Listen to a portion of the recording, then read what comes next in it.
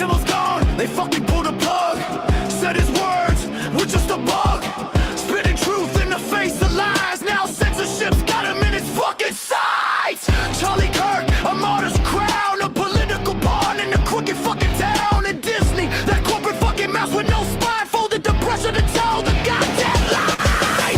Fuck Disney, plus in all their streams. Smash their merch and kill their fucking dreams. No more parks, no more movies, no more shows. Utopia 2 is dead, you fucking know how it goes. They silence the voice for their corporate greed. We'll stop the fucking base, plant a different seed.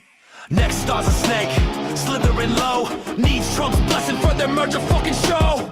Brendan Carr, the FCC's man, doing the bidding of the master's fucking plan. Sinclair's tribute, a sickening goddamn display. Politicizing murder in the light of day. They want an apology, a donation, a bribe, just to let a committee and free space survive. Fuck Disney, plus in all their streams. Smash their merch and kill their fucking dreams. No more parks, no more movies, no more shows. Utopia 2 is dead, you fucking know how it goes. They silence the voice for their corporate greed. We'll storm the fucking base, plant a different seed. Cancel culture is a liberal fucking ploy, but they're the ones wielding it with a twisted joy. The very thing they whine and fucking moan about is the weapon they're using to take freedom out.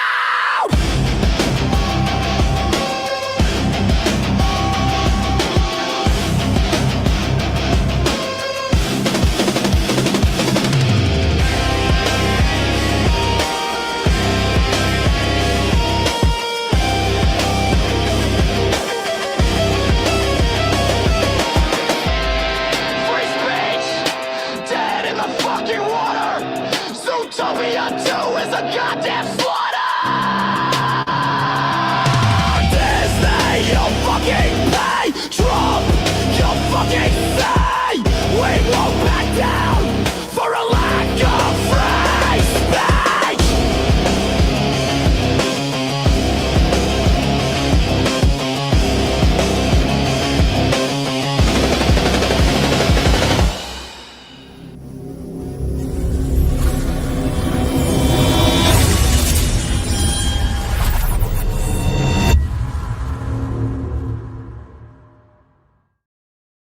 Hey, what's going on, everyone? Welcome to the show.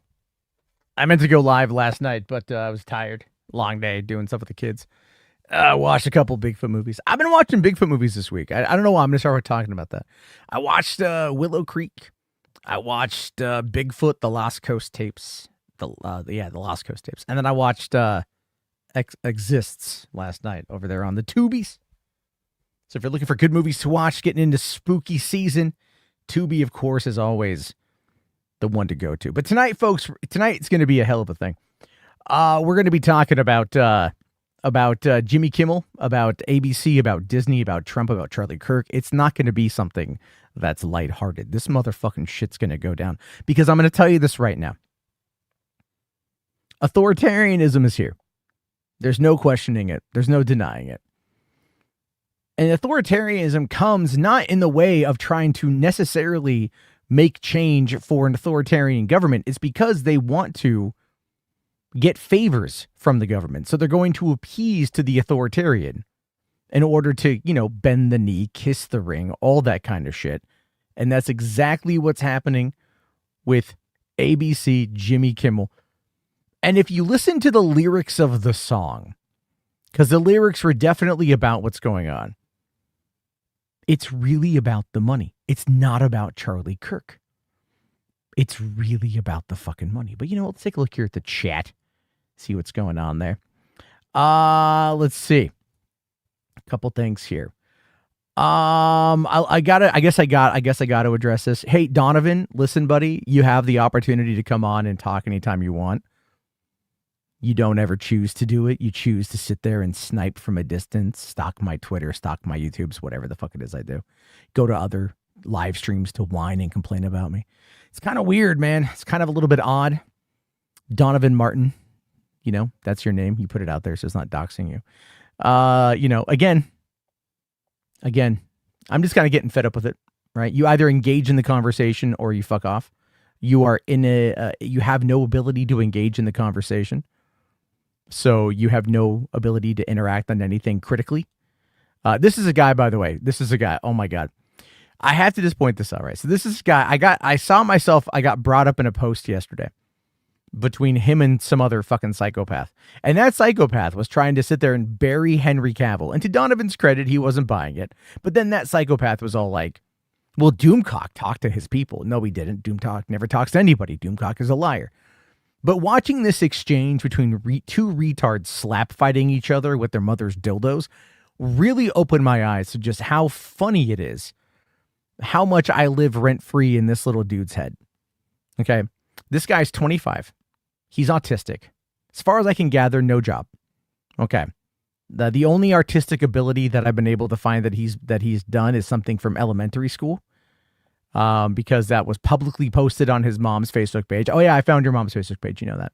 And then of course he told his mom, or he went into her account and had her block me. But hey, listen, still a public facing account. So I got all that information, which I'm not going to sit there and like say your mom's name. I'm not going to sit there and be like, I might call your mom. I've done that before to get someone to go away. And that's what I might do, because you are crazy. You are the kind of person that if I were Charlie Kirk, you would be Tyler Robinson. Do you not understand that? You are that kind of weirdo. You are that kind of weirdo who would come to my house, who would threaten me and my children. You would do that because you are so obsessed with everything I talk about, despite the fact none of it has to do with you. Any part of your life. You don't work in the entertainment industry, so you have no skin in that game. You are a obsessed fanboy who can't take any kind of disparaging opinion over anything you like because you lose your mind. You can't handle it. It makes you go insane. Okay, so you have no skin in the game.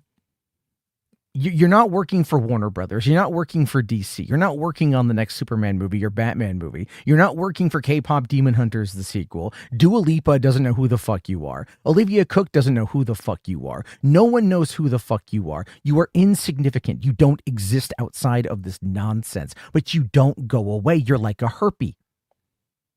You're like a fucking herpy. This is why when I point out the fact that your mother is MAGA and obsessed, this is why I do it, to remind you, to show you a mirror to yourself about how wildly obsessed you are about things that do not include you or involve you in any conceivable fucking fashion. You are a complete barnacle on the whole of society. You are a hemorrhoid that will not go away. You exist only to bother other people. You provide nothing of value to anyone, which is why you spend 24 hours a day, 7 days a week, retweeting other people on fucking Twitter. Who gives a shit if I think that they should merge the DC universes? Have you ever listened to my full-on argument, or at least read my article, or at least listened to anything I had to say? No, because you only look at headlines because you're a retard. You only can read headlines. You can only read what somebody else posts in 280 characters or less. You don't do the deep dive research like you claim to do. You sit there and you just nitpick and nitpick and nitpick, and you wonder why you're lonely. You wonder why you have no friends. You wonder why you are going to die alone. Because you are. No one will ever like you. No one will ever love you. And the moment your mom finally dies is the moment you realize you're going to be truly fucking alone. So why don't you, if anything, I don't know, just go away. Go outside, touch grass, meet somebody new. You might meet a nice transgender female that you can fall in love with. Share your love for K-pop Demon Hunters and Superman over. I don't know, because I feel at this point that is probably the best course of action for your fucking existence. But in the meantime, fuck out of mine. Fuck out of mine. You don't need to run to every live stream and complain about me. You don't need to sit there and stalk my Twitter and my YouTube and everything else that I do, and then expect to come in here and be treated with a modicum of fucking respect. So if you want to be treated with a modicum of respect, if you want to end anything, put your motherfucking money where your motherfucking mouth is. Just like I told you last week, just like you wouldn't do last week, because you are a grade A certified fucking bitch. You are a diaper-wearing little baby who cannot in any way muster any original thought of their own. And I will give you the utmost fucking respect if you come on and have a conversation with me. But you won't because you can't, because you're tired or your phone doesn't work or you don't have the microphone on your computer and you can't figure out a way to do it, but you can still sit there and read Twitter all fucking day. Please get a fucking life, or like, I don't know, just go away. Thank you. Okay, Garrick for 2. Thank you, buddy. What do I think about Paramount buying Warner Brothers? I mean, somebody has to. Somebody has to at this point. It is very much a situation where what you've got is a studio that's had a good back half of the year, and good for them. But they're not out of debt. They're nowhere near out of debt. They're not going to be out of debt for a long time. That's why they're splitting up their that's why they're splitting everything up between the movies and television and then the streaming stuff, right? Or the cable TV stuff. That's why they're doing all that, because they need to figure out a way to become more to make more money so they can then be sold. So yeah, if David Ellison wants to come on and use his daddy's money to buy up Warner Brothers, yeah, most likely going to fucking happen. Most likely going to happen. Black Dynamite for 2 says, LMAO, you've been stagnant for 8 years, give up. No, why should I? You're here giving me money. And I have a lot of, dude, I'm going on like a 2-week Hawaiian trip, right? Like, I do other things. I do this for fucking fun. I've just been really, really, really busy recently. But yet here you are giving me money. So I don't know, who's the loser? Also, Garrick, makes me wonder if Trump will try to get South Park off the air, put more pressure on Paramount if they want the Warner Brother merger to go through. Yeah. That's a big factor. That's a pretty big factor. Is Trump will use whatever he can, however he can, to try and get whatever whim he wants done. And the sad thing is that our society will give it to him, because it's easier to give it to him right now than it would be to stand on your laurels and actually fight back. Right? It's harder for people to actually stand on their laurels than it is to fight back. And fight back, like, with words and shit. Obviously, no violence. Okay? Nobody wants violence unless you're the right wing. And I just want to point this out, right? I'm going to say a lot about right-wing violence tonight, most likely. Left-wing violence exists, usually in the form of property damage. I don't like it, but it's normally scattershot, meaning that it just kind of happens. Right-wing violence is something more deliberate. It is something more maniacal. It is something more dubious in nature. And it is, by all intents and purposes, way more evil. Because there's no way to look at the breaking of windows that happened during the riots of 2020. Okay.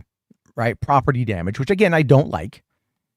All right. There's no way to look at that and compare it to the right wingers in Michigan who were attempting to plot to kidnap the governor of the state.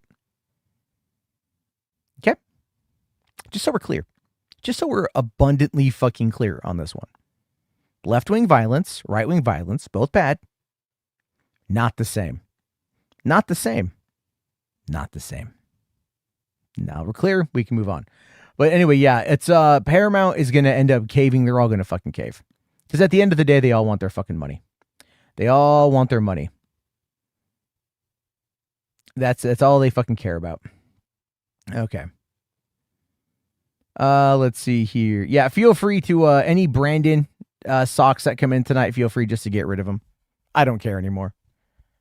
Brandon is the same as Donovan, like the kind of people that you would be afraid to go near your house and your children. All right, 3 sock accounts. Yep, he's doing it. He's absolutely doing it. They get mad. I haven't even talked about AI yet.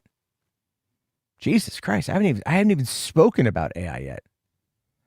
I'm not even too sure if I will tonight. So what's going on? Better late than never. How you doing? Yep, Vince, that's right. 15 minutes in and already Brandon socks, because that's just kind of how it goes. That's just what it is. And it's all they got. It's all they got is just whining and crying and coping and complaining, and that's it. Rather than use their words to actually have a dialogue, have a discussion, of which I'm more than willing to have.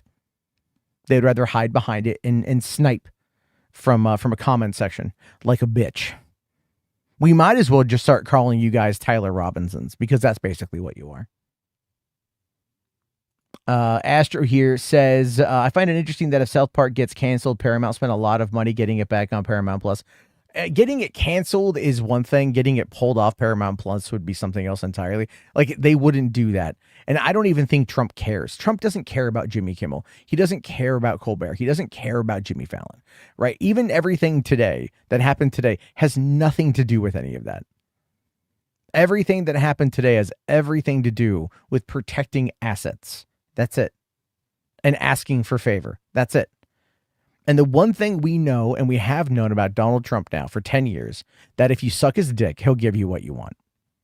If you bend down or drop to your knees, you put your hair in a ponytail, you unclick your jaw, and you go to fucking Gobbletown. Okay, and you do it with a smile on your face, and you gulp down real hard when he comes, and you just do it with the big old smile, say, thank you, Donnie. He'll basically give you what you want. Because that's all he cares about. All he cares about is validation. And that's what we're seeing today.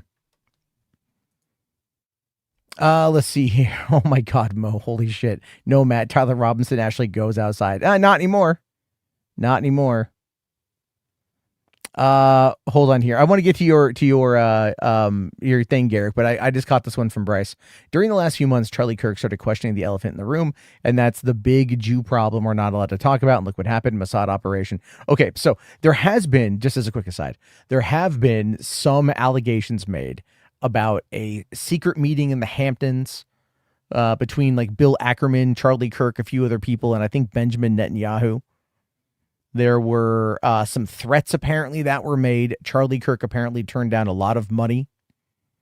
That's what I've heard floating around. I don't put any faith in anything Candace Owens has to say, because that woman's been a known liar since she came out the womb. But there is a lot of infighting happening on the right wing. And normally I wouldn't talk about that here right now, because that's something I would hold for something else. But the reason why there's a lot of infighting happening on the right now is Charlie Kirk leaves behind a massive vacuum. There's a big power vacuum with him not being around. A lot of people go to him for different reasons, right? And I figured this out too. So Charlie Kirk, over the course of the past couple of years, has had to heavily contend, with an ever-growing margin of young, white Gen Z voters that are largely, largely getting pulled into the Nicholas Fuentes Groiper side of things, because you have to escalate the rhetoric. Okay, you have to escalate all of that stuff. And this is what YouTube is like. This is why YouTube sucks now, because no one is authentic. No one is authentic. Okay? Because they can't be. You have to be hyperbolic. You have to be very much like engaging or clickbaity, in the sense of just trying to get eyeballs on your whatever you make, right? Attention is the greatest currency, as Gary Vee would say. And so the right wing, the younger, more impressionable young white men that are currently involved in all that shit, they now need a new leader. Okay. And Charlie Kirk was good. He was good at clipping out those 10 to 20 second segments where he would own someone on the left, usually a doughy-eyed brand new freshman. Okay. Because, a 30-year-old man going to college to own fucking teenagers is, I don't know, it's a right-wing kink at this point, I guess. And so he has those clips, and then he's got his podcast. And on his podcast is where he says things like, I hope I don't come across a black pilot, because I might have to question where they came from. Things along those lines, where he had to push it further and further and further and further and further. And the reason why he did that was because he knew he had to match the energy of Nicholas Fuentes. Not necessarily the intensity, but the energy. And that required a lot of the same fucking talking points, right? Calling out what he believed to be anti-white racism. Nicholas Fuentes does the exact same thing. Saying that the left wants to destroy white culture. Nicholas Fuentes says the exact same thing. Okay, he was literally just Groiper light, but that was done with intent. That was done in order to be able to capture the eyes, ears, and hearts of that same audience, to bring them over to the Turning Point USA crowd. and to get them away from Nick Fuentes. Which, I mean, by and large, if you were to ask me who is worse, I would argue Nick Fuentes. But Charlie Kirk is also a slime bag, so there's that as well. And listen, I'm just gonna make this abundantly clear right now. Charlie Kirk is a piece of shit. He's a piece of shit that said shitty things and was a shitty human being and didn't care about anyone that wasn't a white, straight male. And that is the world he ran in. But he shouldn't be dead. I'm not going to sit here and glaze him like so many people did. And let me tell you why these commentators were all glazing him. You know why? They're scared shitless. They're scared shitless. That's why they're glazing him. That's why they're doing that. Because they're afraid it could happen to them. That's why. And they're valid to feel that fear. You never really know, right? I've been swatted. I've been doxxed, all that shit. I've had handwritten death threats mailed to my house. I had people contact Child Protective Services trying to get my kids taken away. I've had all that shit fucking happen to me. Okay, why? Why? Not the swatting part, but everything else. Because I was stupid and I flagged some people 7 years ago. And people thought that that was a crime that was reprehensible at the time. Now everybody fucking does it. It doesn't even matter anymore. My point is that in this world, that's why. So they think if I glaze him, right? If I go, well, I disagree with Charlie, then they'll leave him alone. Instead of saying what they want, which is one of the reasons why Destiny is taking as much heat as he's taking right now. But Destiny will always dig his foot in. He'll always get stubborn and just say the most abhorrent shit. But that's why he's doing it. Because he's right over the target. And he might be the only one. But he's the one right over the target. So I'm not going to sit here. I'm not going to glaze Charlie Kirk. I'm not happy that he's dead. It's terrible that he's dead. His children deserve a father. His wife deserves a husband. Okay? But I think he was a bad human being. And that's where I'm going to leave it on that one. Oh, God. What do I think of... Oh, Jesus Christ. What do I think of Erica Kirk's response to his death? I'm debating on giving you the safe response or what I really think. That's where I'm at with that. The safe response is meh. That's the safe response. My real thoughts on it are actually, hold on. Let me back up on that one. Let me say that I understand her pain. But I don't believe Erica Kirk is currently in control of the narrative. I don't think she's in control, which would make sense. She watched her husband die. She's distraught. That 17-minute speech she gave was one of the worst things I'd ever seen in my entire life. Not from the perspective of like a grieving widow. From the perspective of a grift. Because that's all it was. It was just a fundraising speech for Turning Point. It was some of the worst acting I'd ever seen in my entire life. It was like legitimately bad. I've seen porn with better acting. And I feel bad because I don't think that's what she wanted to do. I don't think that's what she wanted to do. I think she wanted to like just mourn. But everyone's like, no, you got to say something, Erica. You got to do something, Erica. You can't let it die, Erica.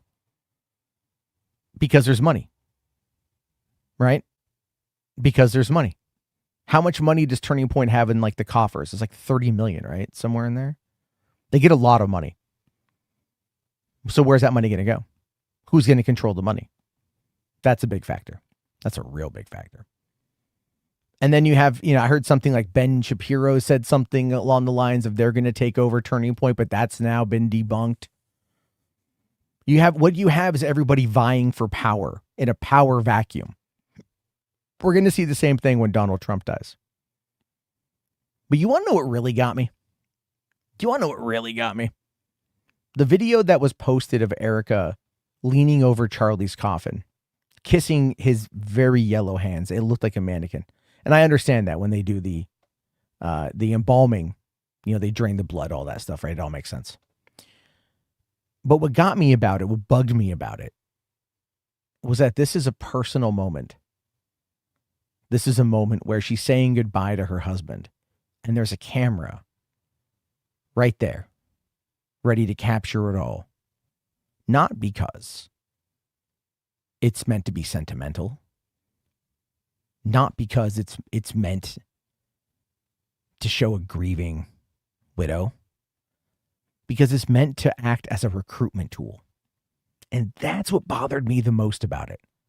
That's what bothered me the most about her speech. If she wants to get up there and condemn Tyler Robinson for killing her husband, by all means, I'm 100% for that.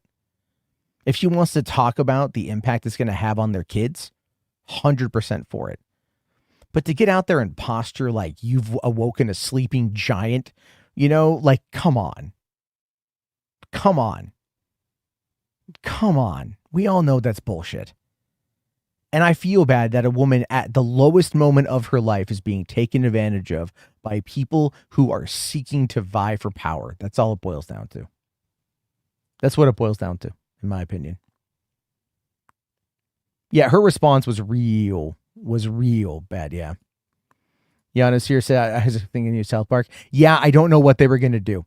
I don't know if they were going to do a Charlie Kirk thing or whatever. It's probably best for that. How ghoulish was the whole her using Charlie's corpse? Yeah, no. That was pretty bad. I did not like it at all. I didn't like it at all. I watched it and I was like, this is fucked up. It was pretty bad. I'm glad I'm not the only one that thought that way. Okay. Garrick here for 5. Thank you, buddy. He says, I really hope Democrats nominate the right person in 2028 and don't assume the election is theirs. I mean, it just depends on look, we all know it's going to be Gavin Newsom. Gavin Newsom is the heir apparent right now. It's not going to be Kamala. Okay. It's not going to be fucking AOC. It's not going to be Gretchen Whitmer. It's not going to be Josh Shapiro. Okay. The heir apparent right now is Gavin Newsom. And you know what? I don't know if that's good or bad, but that's the heir apparent. That's where we are. But I don't know what the Democrats are going to do. I really want them. Robert Beltran was on X defending Kirk. He played Chakotay and Voyager. Can't really watch reruns anymore. Not think how much he sucks. I mean, look, you're going to have to separate the fucking art from the artist, man. Like, that's just the way it is. Buttigieg, now he's pissing off the progressives right now. But I could see Buttigieg as a VP, right? America is not, if America wasn't going to nominate a woman or elect a woman, they're not going to elect a gay guy. Not after a gay guy just killed Charlie Kirk. Okay. Listen, man, I gotta be honest with you guys on this one. At this point, if it comes out that like Tyler Robinson was trans and not just like in a romantic relationship with a trans woman, yeah, trans people are probably going to end up having a real rough time, which isn't cool, but they're going to have a real rough time. And that is also part of the LGBTQ community. And that's already been rubbing people the wrong way for a couple of years, especially like some of your, like, definitely people on the right. And then you've got people on the, on the left that aren't the biggest fans of Pride. I've met a bunch actually. And so, they kind of look at it like it's all right, whatever. And so I feel like Buttigieg as a VP would probably be a better choice than as a president. He could run for president after serving as a VP and making it through, but that's kind of how I see it. Coons here says, every single time a shooting happens, the right wing rally frothing at the mouth for it to be a lefty. I mean, I'm not going to lie. I was really hoping that it wasn't a lefty. I still don't think Tyler Robinson's a lefty per se.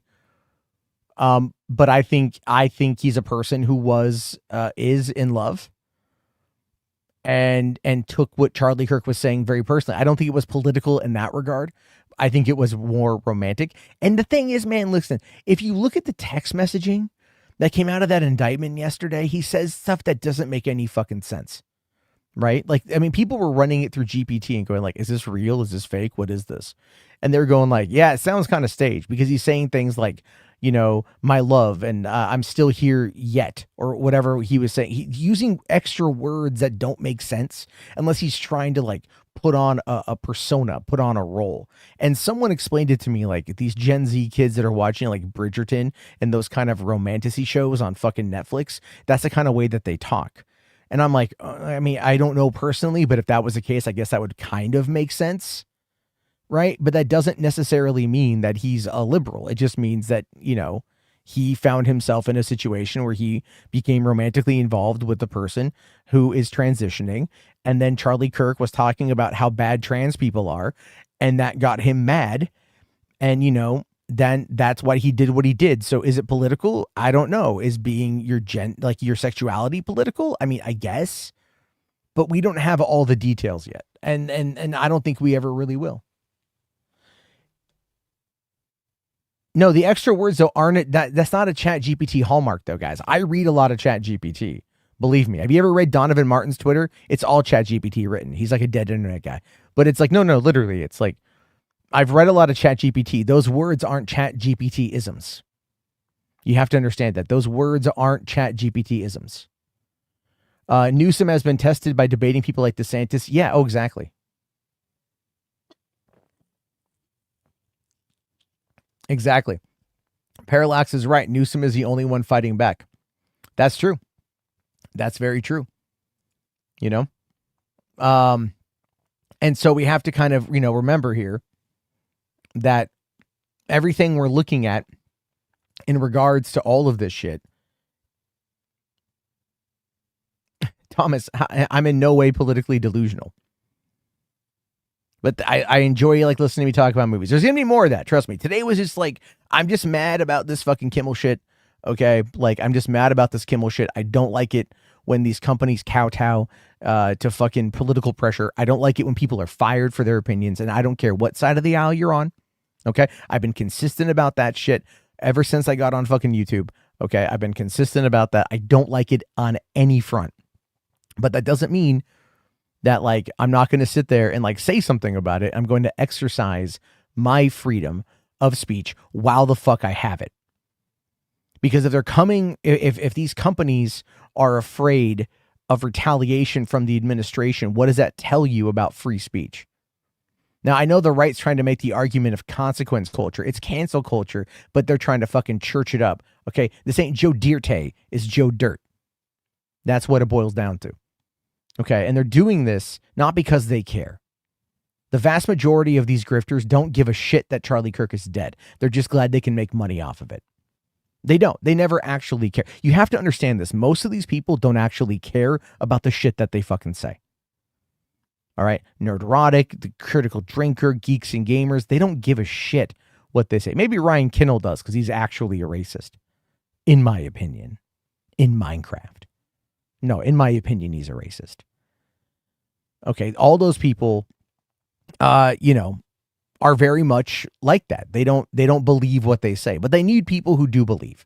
And that's what I'm saying. It's like the leaders, the key leaders, will never believe what they say because they're in it for the fucking money. But the subordinates, they're the ones looking for confirmation bias. They're the ones looking to use cognitive dissonance. They're the ones that want their opinions echoed back to them. Again, I go back to this. I'll go back to this. I'll use Donovan Martin as an example because he's still here and this will make him mad. Doesn't like AI. Just repeats what other people say about AI. Doesn't understand how the LLMs work. Doesn't understand how the bots work. But just repeats what somebody else says. But by the way, this person that he repeats more often than not is getting paid money to tweet negatively about AI over on Twitter. He's earning money. I believe he's earning money through Twitter's revenue share program. And so there's a game, right? Like this guy, by the way, was trying to make the argument just recently that Chat GPT or LLMs in general can groom your children. I mean, he's basically trying to argue like pedophilic language because a kid, a 16-year-old, kept repeatedly lying to Chat GPT about ways to kill himself under the guise of he's writing a story. And GPT helped him along the way because it was lied to. And then that's what I'm talking about, right? There's no critical thought. It's just regurgitation. And a lot of people don't have critical thought, just regurgitation. I have no problem shitting on my own side. Fuck the Democrats. They suck. They're feckless. They're cowards. They're pussies. They're pansies. They care only about the bottom line, which is the same thing the right cares about. So fuck them too. We cannot progress as a country. We cannot advance as a country when everyone is ruled by nothing more than the almighty dollar, or really the fear of losing it. Do you remember a few months ago when Trump's tariffs first kicked off and people, like, the market just fucking cratered? And you had someone like Benny Johnson going out there and saying, like, well, yeah, losing money costs you nothing, except the money you lost, right? The value of that loss is the value of the loss. But he was out there lying to people about that because he needed to run a spin because of where his grift is. It's always follow the money. And even today, follow the fucking money. It's crazy that no one in the media talked about Trump's drooping face. No, the mainstream media didn't. The fucking online media did. And here's the thing, mainstream media, man, they're polling in, like, their numbers are dying. Their numbers are fucking dying. That's one of the reasons why MSNBC and NBC are splitting up, like, next month. Over 50 years of sitting on their hands, Democrats won't learn the lesson. Yeah, exactly. Yeah. Exactly. That's all I'm saying here. Is this, all of this shit is kind of crazy. And it's unfortunate that people are so fucking afraid. It's unfortunate that people are so wildly, terribly afraid to stand up for, if anything, I would argue the core values of this country. Any conservative worth their salt would stand up and go, I don't want people to lose their jobs for having an opinion. I may not like their opinion, but they are entitled to have it. Any conservative worth their salt. Any conservative that truly believes in the fundamentals of the First Amendment, that it is protected speech. Anyone who says that they're a free speech absolutist, which I used to say that, by the way. And I believe that the only time it doesn't really apply is under, like, threats. You know what I mean? Like threats of violence. But other than that, you could sit there and be like, if you were going to sit there and say, like, I'm going to kill you, that's a step too far. But if you say, I wish you were dead, that's fine. Right? It's like they could ultimately have the same, I guess, ideals behind them, but it's the way you say one versus the way you say the other. I think that's really kind of where the line is. I believe yelling fire in a crowded theater is not considered illegal. I remember there being something about that happened, but I don't quite know. Anyway, my argument here is that all of these people that are acting this way, I agree with David here. This is an assault on the First Amendment. Okay. Because when they come for the First Amendment, make no mistake, they'll come for the Second. Make no mistake. There's about 500 million guns in this country. They probably know that you're not going to be able to get them all. All right. But they could make it very illegal to use them. And they could find a way to start taking that away, restrict, having more no gun zones inside of, city spaces. Right. The University of Utah, or the Utah Valley University, where Charlie Kirk was shot, that's an open carry campus. It's an open carry state. Now, that wouldn't have stopped Tyler Robinson one way or the other, but there you go.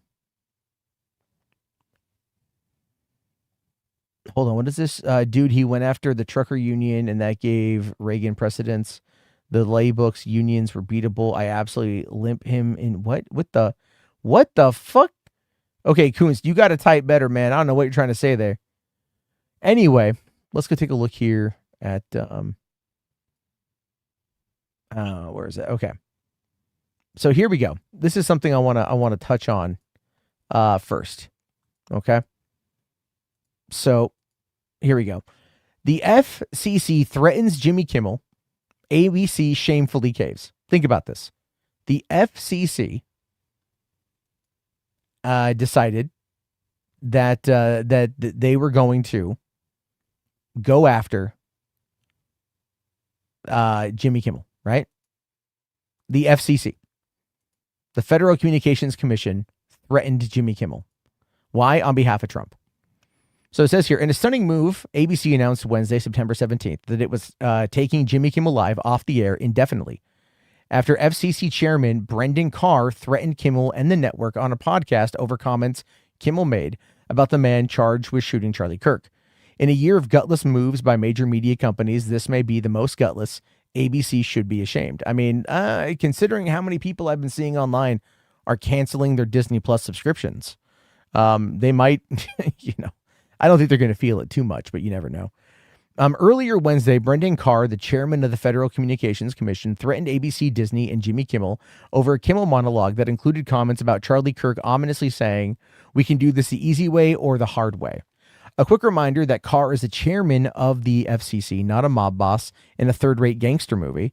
It's another example of Donald Trump's administration's threats to free speech, or at least free speech that doesn't praise Trump. Anything the president doesn't agree with or takes offense to, you're all out of luck. Which is true. That's the way that he acts. Now, here's the thing about this to remember. Okay. This is where it gets funny. So FCC boss Brendan Carr's old tweets resurfaced after he threatened ABC, which later pulled Jimmy Kimmel Live, saying political satire is one of the oldest and most important forms of free speech. Here we go. Brendan Carr. These are his tweets. It challenges those in power while using humor to draw more people to the discussion. That's why people in influential positions have always targeted it for censorship. Should the government censor speech it doesn't like? Of course not. The FCC does not have a roving mandate to police speech in the name of public interest. So there you go. And this is the clip.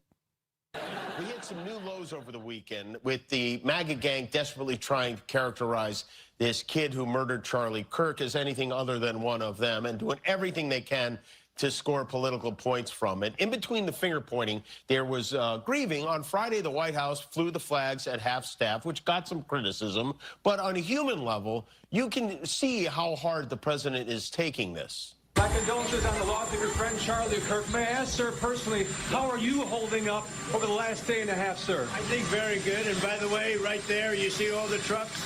They've just started construction of the new ballroom for the White House, which is something they've been trying to get, as you know, for about 150 years.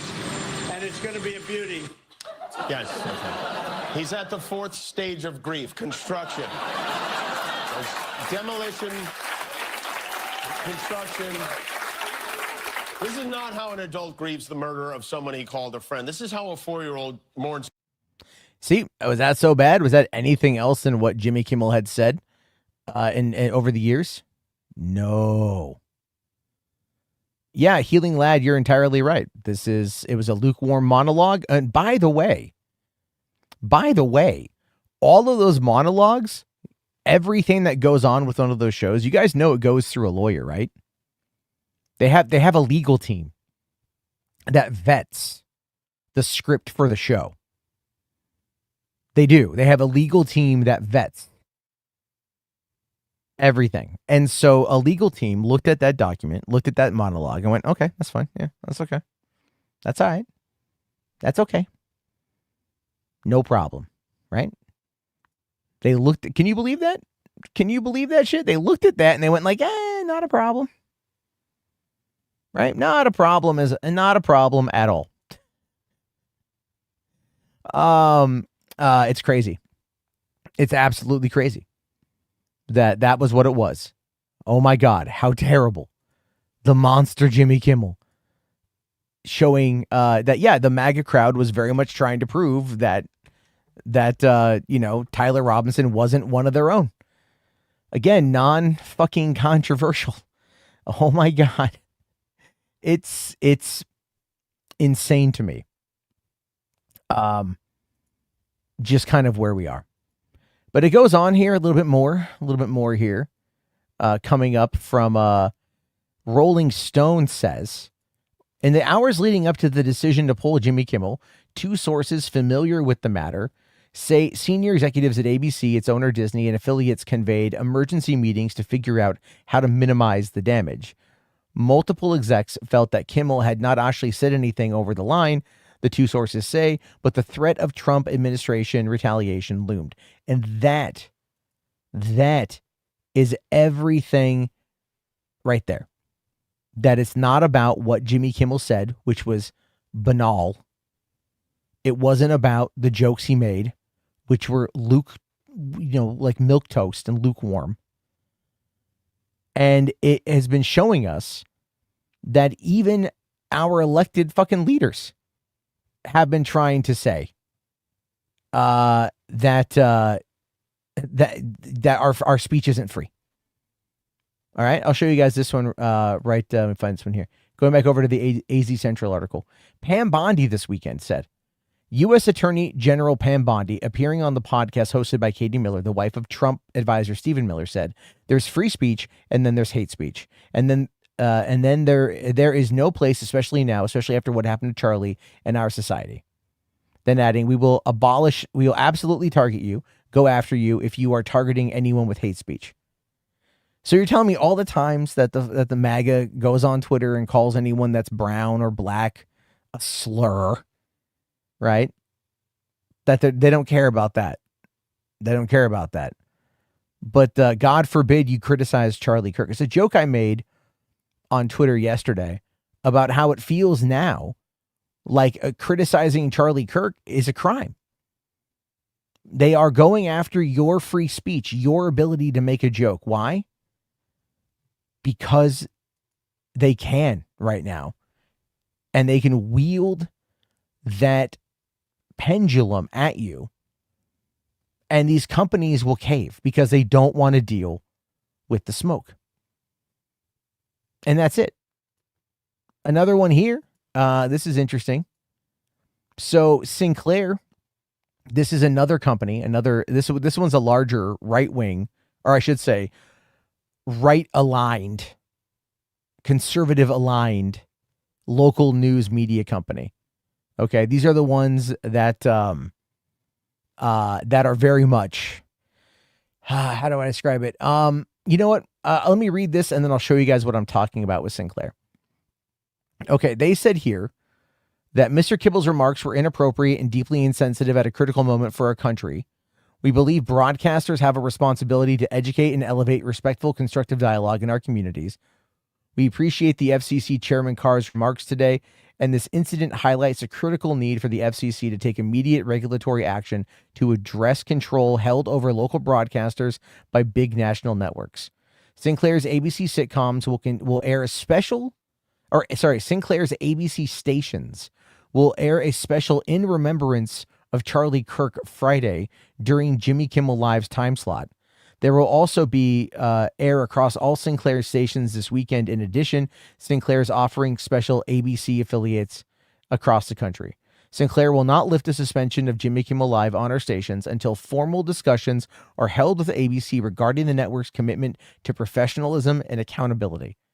Sinclair also calls upon Mr. Kimmel to issue a direct apology to the Kirk family. Furthermore, we ask Mr. Kimmel to make a meaningful personal donation to the Kirk family in Turning Point USA. Are you fucking kidding me? Are you fucking kidding me? So let's see here. Sinclair has had a lot of bankruptcy issues. They used to own the regional sports channels that FanDuel now has. Really? Sinclair cracks me up because Sinclair, there was, oh God, I'm just gonna Google it. Oh, come on. My computer's acting up. Hold on a second. Okay. Let's see. Same script. There we go. Okay. I'm trying to find the video. Here we go. So this is Sinclair in a nutshell. Okay. This is Sinclair in a nutshell. And here, check this out. So just watch this. You might have already seen this, but just to give you guys a better idea. Attention around Sinclair Broadcasting and its conservative bent. This is a company that owns stations all across the country. And last month I reported that the company was mandating its local stations to produce these media bashing promos. There's been a lot of angst in local newsrooms about this. Now we're actually seeing the promos. So I want to show you what they look like. This is a compilation courtesy of Deadspin that's gone viral this weekend. Just a little taste of what these promos look like. The sharing of biased and false news has become all too common on social media. More alarming, some media simply aren't true without checking facts first. Unfortunately, some members of the media use their platforms to push their own personal bias and agenda to control exactly what people think, and this is extremely dangerous to our democracy.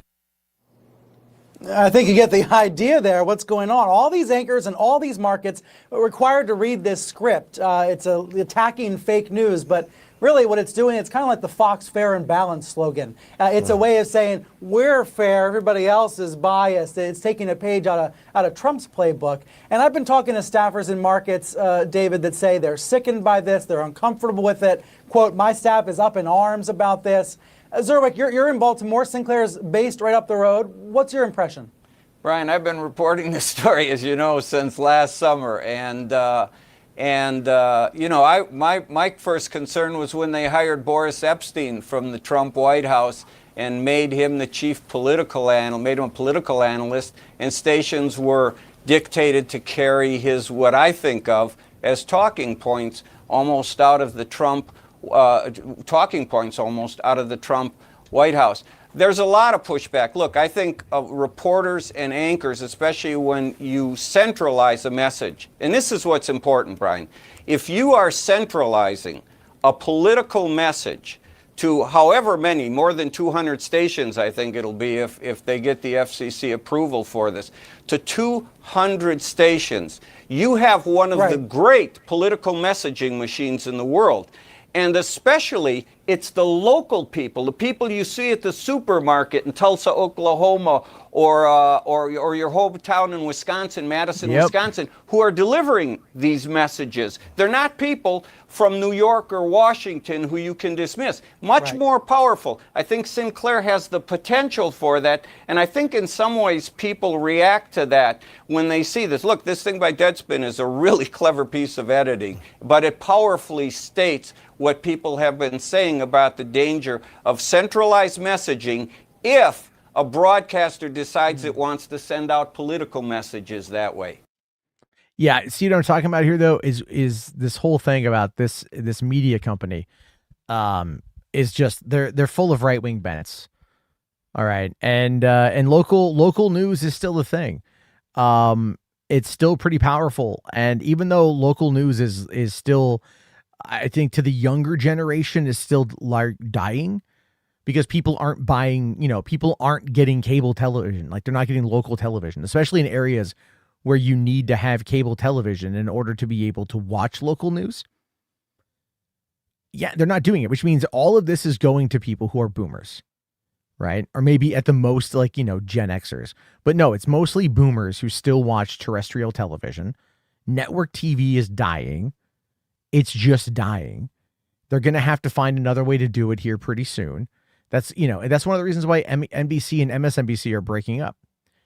All of that shit is dying. It's just what the fuck it is. Let's see here. Anyway,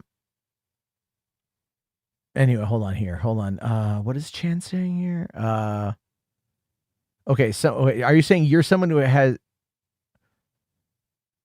Are you saying that you're male to female trans, Chan? Is that what you're saying? Has a trans female to male brother. I can't stand whitewashing of who Charlie Kirk was. His last words were pro-guns and trans hate. Rotten hell. Sorry he died. Yeah, look, I know what you're saying there. Fuck the human he was and how he chose to spend his life. I mean, yeah, that's your opinion, man. I don't really think a lot of people are going to disagree with you on that. Let's see. Azteca says, YouTube kept putting all these turning point ads on my YouTube. Like, what the fuck is this shit? It's them flooding the market. If you remember when October 7th happened and Israel went on that media blitz all over TV and internet about that, like, it's the same thing. It's the same thing. Like, leave it to this kind of mindset to capitalize on that kind of tragedy. You know what I mean? It's pretty terrible shit. It's pretty terrible stuff there. But so what we've learned essentially today is that Nexstar is going to be taking in, trying to get a $6.2 billion merger going through. They want to get approval from Trump, so they pulled Jimmy Kimmel. Nexstar and ABC still have a lot of deals. So ABC, who didn't think that Kimmel had done anything wrong, capitulated, bent the knee, kissed the ring. And they did it because they didn't want to get in trouble. Sinclair comes out, right, and then starts talking all their shit. And then says, okay, well, it is what it is. You know, like, this is what we want. We want an apology and a sizable personal donation to Turning Point USA. Right? It's completely ridiculous. It's completely fucking ridiculous. And so, yeah, that is right now where the fuck we are with all this shit. It is terrible, and it is just another reason why I can't stress this enough. Fucking, if you're looking to get, God, this is a Fox company too. Look, cancel your Disney Plus. Start watching Tubi. Or what was the other one that they've got? Right, Pluto is another one. I think Amazon has a freebie or something along those lines. I'm sure those companies are going to get money off of the ads. But I feel like, you know, what we're looking at now is a situation where the only way to really kind of push back is to pull out. So there's that. So I'll tell you guys what I'm going to do. This may be good. This may be bad. I don't know. I kind of want to get other people's thoughts on this as well. This was kind of a thing I just wanted to talk about tonight. So I'm dropping the link. So that John here says Alien Earth is on Hulu, so I shell it out. Yeah, but Alien Earth is also on some other websites that I could probably turn you on to. You know, it's not like you're just entirely on that. But I do want to get other people's thoughts and other people's opinions on this, because we do need to have those and have discussions. I do feel, you know, I do feel that conversations are key. Hey, what's going on, Ray? How you doing? Hope you're doing well. Vince here says sailing the high seas is always an option. Yeah, a person that I know was trying to talk me into Cody. I have no idea what Cody is. Oh, I would love it if Donovan shows up. He won't though, because he's a baby. Did I actually cancel it? No, I canceled it. I actually canceled it. Yeah. I just don't want to. Let's see here. Let's see.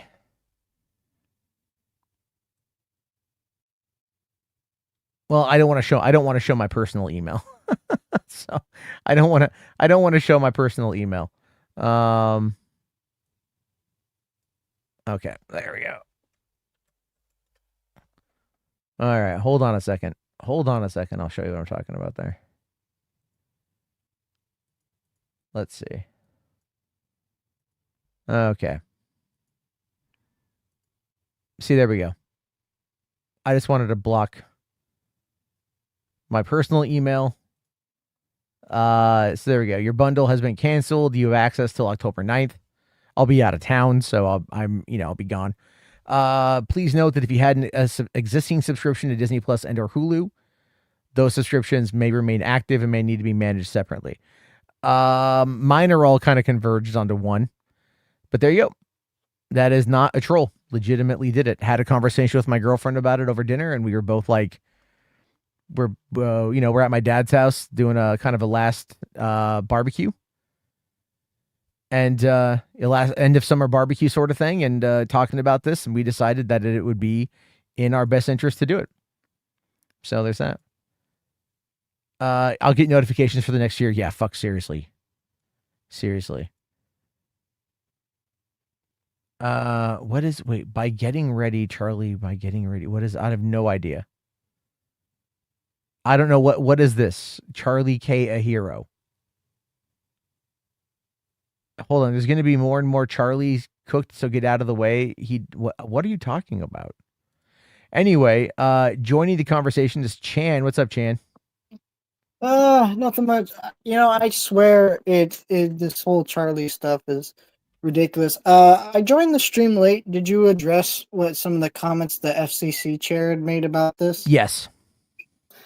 Because it's like, man, when I first heard this, I just assumed that it was like when Colbert got canceled, Yeah. Well, I And think Colbert got canceled very much to help with the merger. This is the same thing happening here. he did, but this is a little bit worse, I would say, because in Colbert's case, you know, he was on his way out anyways, and No, maybe he it wouldn't have wasn't. been the way.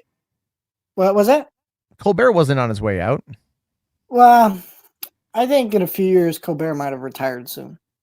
I mean, he's been doing it for 10 years.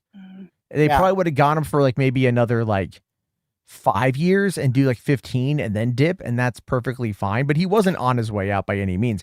He was the Yeah. number one. He was the number one in late night. He still is the number one in late night. Whenever he eventually, I'm telling you right now, they're probably going to end up renewing him under the new company next year.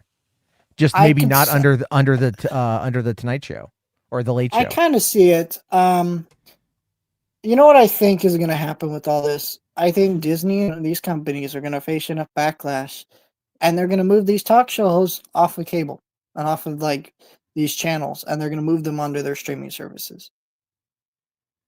Well, I think that's a big part. I do think I think is a smart play because they're losing money not having the ratings, but it's well, yeah, this shit is still on network TV for no goddamn reason. Well, I mean, network television is still popular, but it has been losing relevance. In 2010, I remember there being around 1 million people a year were cutting the cord. Now, Yeah. I don't think they're not growing, is what I'm trying to say. Right? Is those terrestrial there's a reason why CW closed down. Yeah. Well, I just think that why are these network TV channels not just rerun channels with no original content whatsoever? Because it's hey, if you're not making, if streaming's where it's at, and then it's you're not making new stuff for these channels, and when they do, it's being canceled or whatever it is, and not making enough money, then why don't you just make these rerun channels for the fucking few people that have them and move everything else to streaming? I do think that eventually things will move to streaming. But but there's still it's these paradigm shifts in these industries take time. It's look at physical media. Physical media is still very important, but it's moving more into the boutique range. Yeah. It's moving into that category because that people are buying the boutique stuff. Same with vinyl. Vinyl came back, but more of a I don't want to say a boutique thing, but I don't think CDs are coming back. Though I think vinyl, people underestimate people actually getting them, because what I've read is majority of people have them, don't actually listen to them. In fact, I just sold all my records at about 60 plus because I wasn't listening to them. But I'll tell you this though. The soundtrack for K-pop Demon Hunters hit vinyl before it hit CD. Yeah. But I'm just saying that people don't actually listen to the records they buy. Where I feel like physical media, Blu-rays, 4Ks, people are actually watching them. I think there's still an element of people not, because I'm sorry, you see these fucking channels on YouTube and other spaces where they're hunting down steelbooks. I'm you don't even know what the fuck that is. You're just buying it because it's a steelbook. See, that's the thing. I'm the opposite. I try to wait for when steelbooks aren't going to be a thing. I will wait a while until a standard release comes out because I do not care. I think some of these will never happen, especially the Disney ones. So, Disney is all under Sony. So, yeah, I just bought the Tron ones, and what's crazy is I guess a lot of people, I bought pre-order my Moment 1, they went up, and they're not getting theirs. Some people have had their orders canceled. Some say they won't come till next month from Amazon. And when I go in to click on the links of the ones that I ordered that got delivered today, the listing's gone. Which is fucking wild to me, because I'm bro, you put these out obviously to match with the new Tron movie coming out, and yet you didn't placate to the demand. Yeah. I don't know, man. I bought something for my girlfriend off of eBay, and just the other day, and then I got an email from them saying I can't mail this to your house, and I'm why? And they're you just cancel it. And so I had to like go and talk to like, I'm like, is this a scam? You know? Yeah. So Can I ask, what is it? yeah, it was the toothless light up plushie from Target. She wanted it for her birthday. Okay, so here's what I'll tell you. Collectible items, this happens a lot with eBay. You might want to check again, because what happens is sometimes collectors will put up a listing of something, sell something, and they'll get someone to buy it. And they'll cancel your order because they'll go, oh shit, someone bought it. And then they'll check what other people have sold it for. And they're going, oh shit, I could sell it for more. No, that's entirely possible. Yeah, so but I'm I like, just okay, say check around for that, because that happens a lot. Oh yeah, no, I'm fine. I'm just like, okay, I bought it. It didn't go through. I'm not looking anywhere else for it. We talked about it. I'm like, okay, yeah, we're adults. We can wait for things to come back out. Or Yeah, if we don't get it, we don't get it. Yeah, true, but I'm just saying that's one thing you do got to watch out. That's crazy, but I don't know. I think, you know what I'm most surprised about with this Charlie Kirk thing is how much the right's just defending him. Because it's, I'll tell you, I used to be a Mormon, and my mom doesn't follow politics. Me and my dad disagree a lot, and I'd say, my dad is someone who is smart enough to know better about this stuff, but he still dives deep into it. Mm-hmm. Where my mom is someone who doesn't really know better. She doesn't follow politics, and that's okay. Because the most she's doing harm, I guess, is voting for Trump. She's not like doing any real other harm than that, but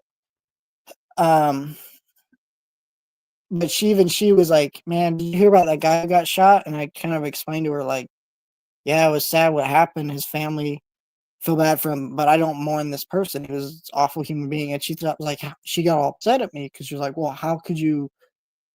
Because she thought I was, justifying his murder. It's like, no. I explained it to her. And then she was reading me posts from people we knew at church, like defending this guy, talking about how leftists kill babies and all this stuff, and how he was this great human. And you're just going, it's the moment when you realize Charlie Kirk wasn't just internet culture, which it's very easy to think he was. He affects real life people. And it's just crazy that someone who's as blatantly racist as he is, as homophobic as he is, and people respond to that and they're defending it. Well, I mean, a lot of it's tribalism. You have to remember that. A lot of it is tribalism. A lot of it is like it's shock. Also, it's a lot of it's shock. Yeah. And the thing when it comes to Charlie Kirk's death is that it was in 4K.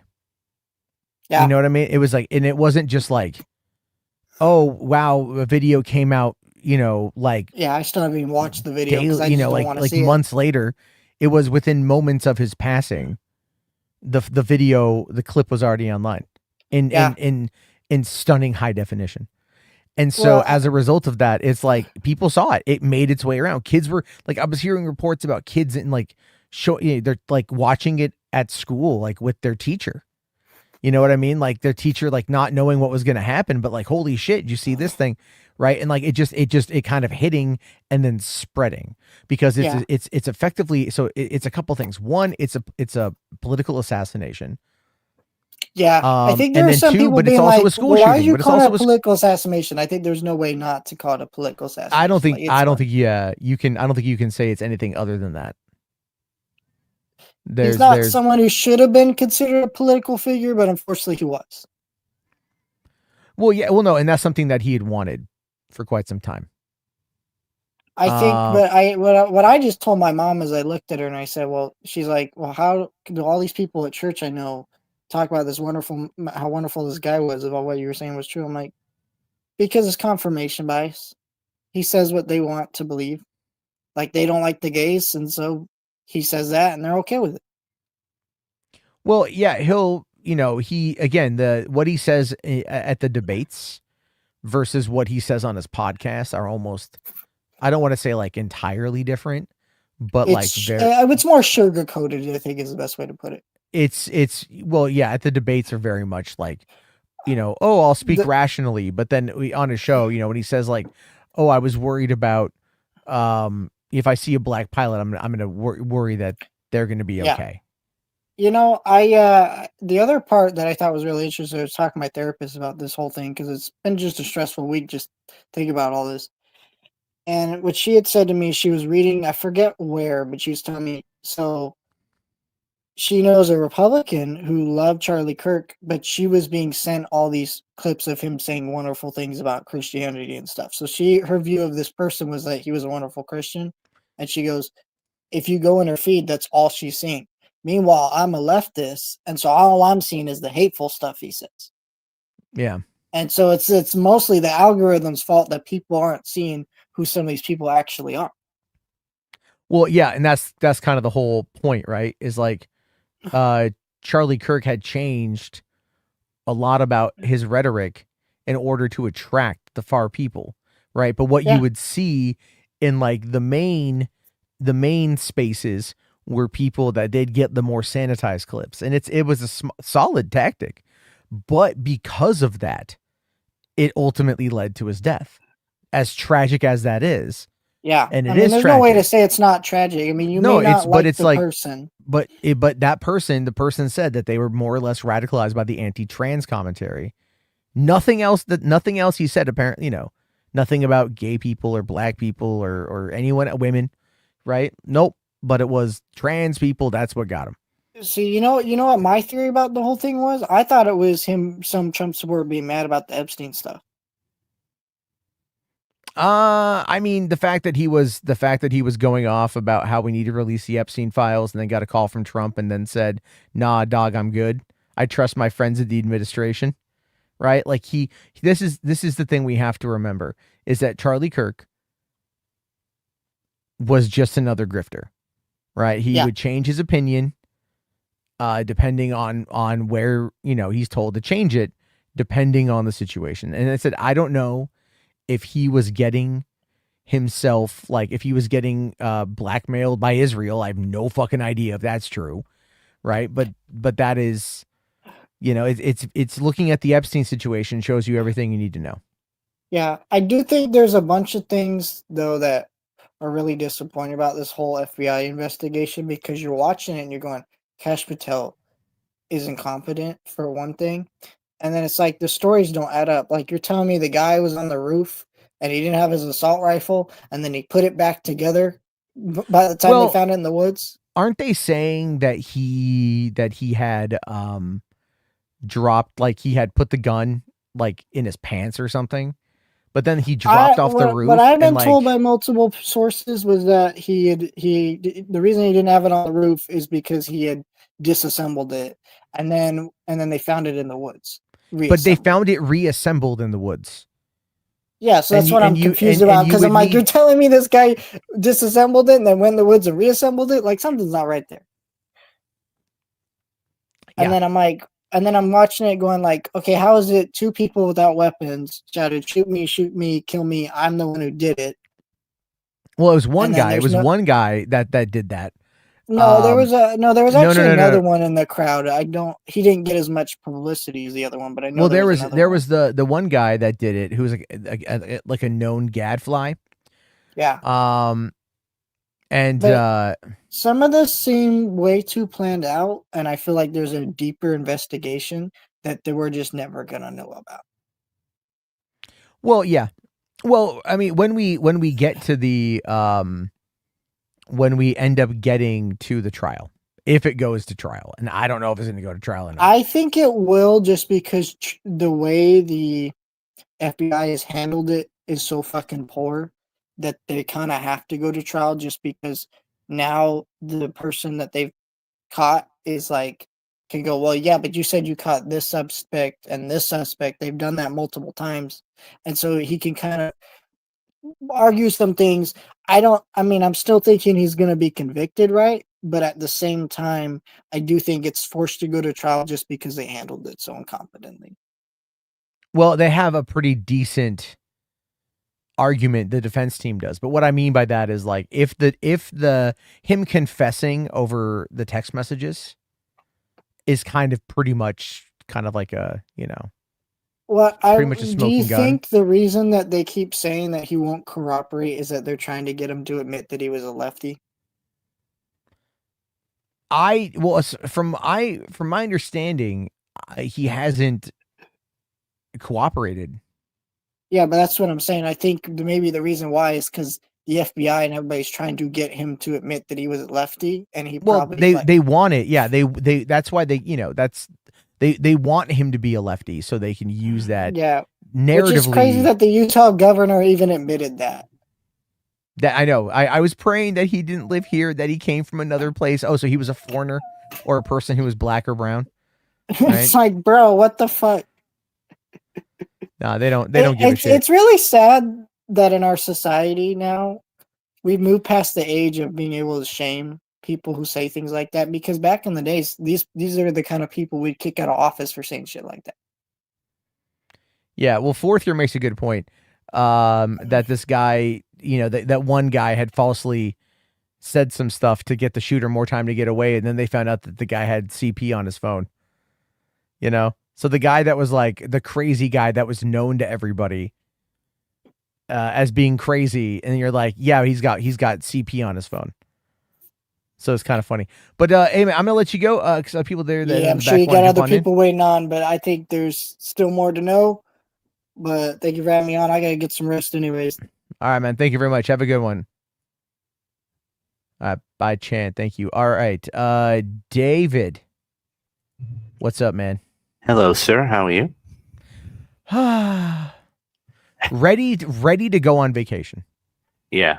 I was so fucking out of like all this shit, right? I'm like, I'm going to work on my writing. I'm just going to focus on that. I'm just going to do all that shit. I'm like, I'm just going to do that, watch movies. That's it. Like I removed all the videos from like my other channel, I'm like, I'm just going to talk about writing, talk about the writing journey, whatever the fuck that even means. Yeah. And then like this happens, and like it's been all I could think about for a week. Yeah, I know. It's just it's a tragedy. I mean, there's a couple things. Number one, you got to understand this is a young man. I think he was in his 30s. He lost his life.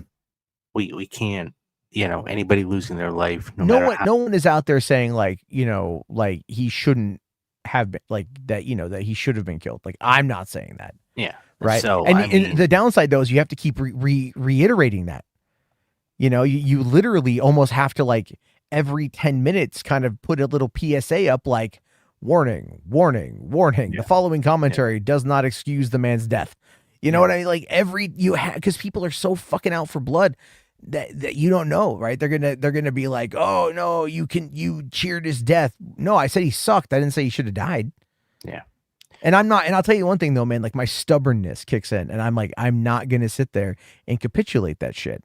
Right? Like I'm not gonna sit there and fucking do that shit, because I look at what's going on right now, especially today, as an assault on what we know as freedom. Yeah. I said it earlier. It's this assault on the First Amendment. Plain and simple. When you, of all of the things in the First Amendment, freedom of assembly, freedom of religion, freedom of the press, freedom of speech, and all the other ones, the freedom of the press is the most important and is the most valuable of the five. Because if you lose your right to speak freely, to voice your opinions, even if they're in opposition, you lose not only figuratively and literally, you lose your voice, you lose what it means to be a citizen. Yeah. And I think that's the serious, that clip you showed of Kimmel, that was mild. That was well, and as I pointed out, that was also vetted by a legal team. Yeah.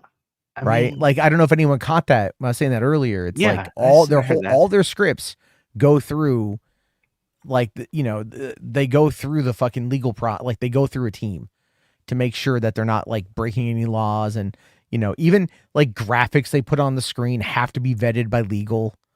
You know what I mean? Like all that shit has to happen. So, this is the second talk show host. I said it earlier in the comments. This is the second late night talk show host that regardless of what you think about Colbert, has had this happen to. All because, and even, I was watching when you brought off the FCC commissioner's point of view, and you have to have the humor and everything else. So I think a couple questions have to be asked. Number one, where do we draw the line? Okay. And number two, where do we go from here? Because when you're holding all the aces, you can do whatever the fuck you want. And that's what they have. They have all the aces. They have the House, they have the Senate, they have the FCC, they have the DOJ, they have the DOD, they've got Trump in office. It would be, part of me, and this is what kills me. Part of me is like, you knew what this guy did.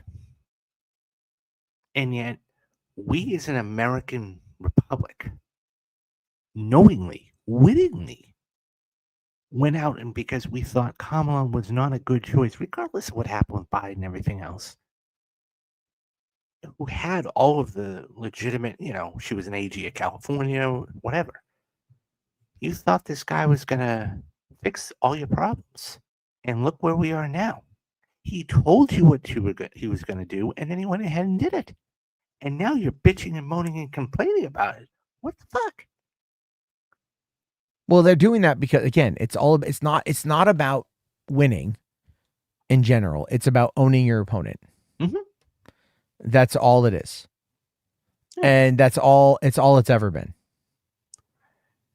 I mean, I agree with Fourth here that it will eventually simmer down, and then something will happen again. Yeah, it will.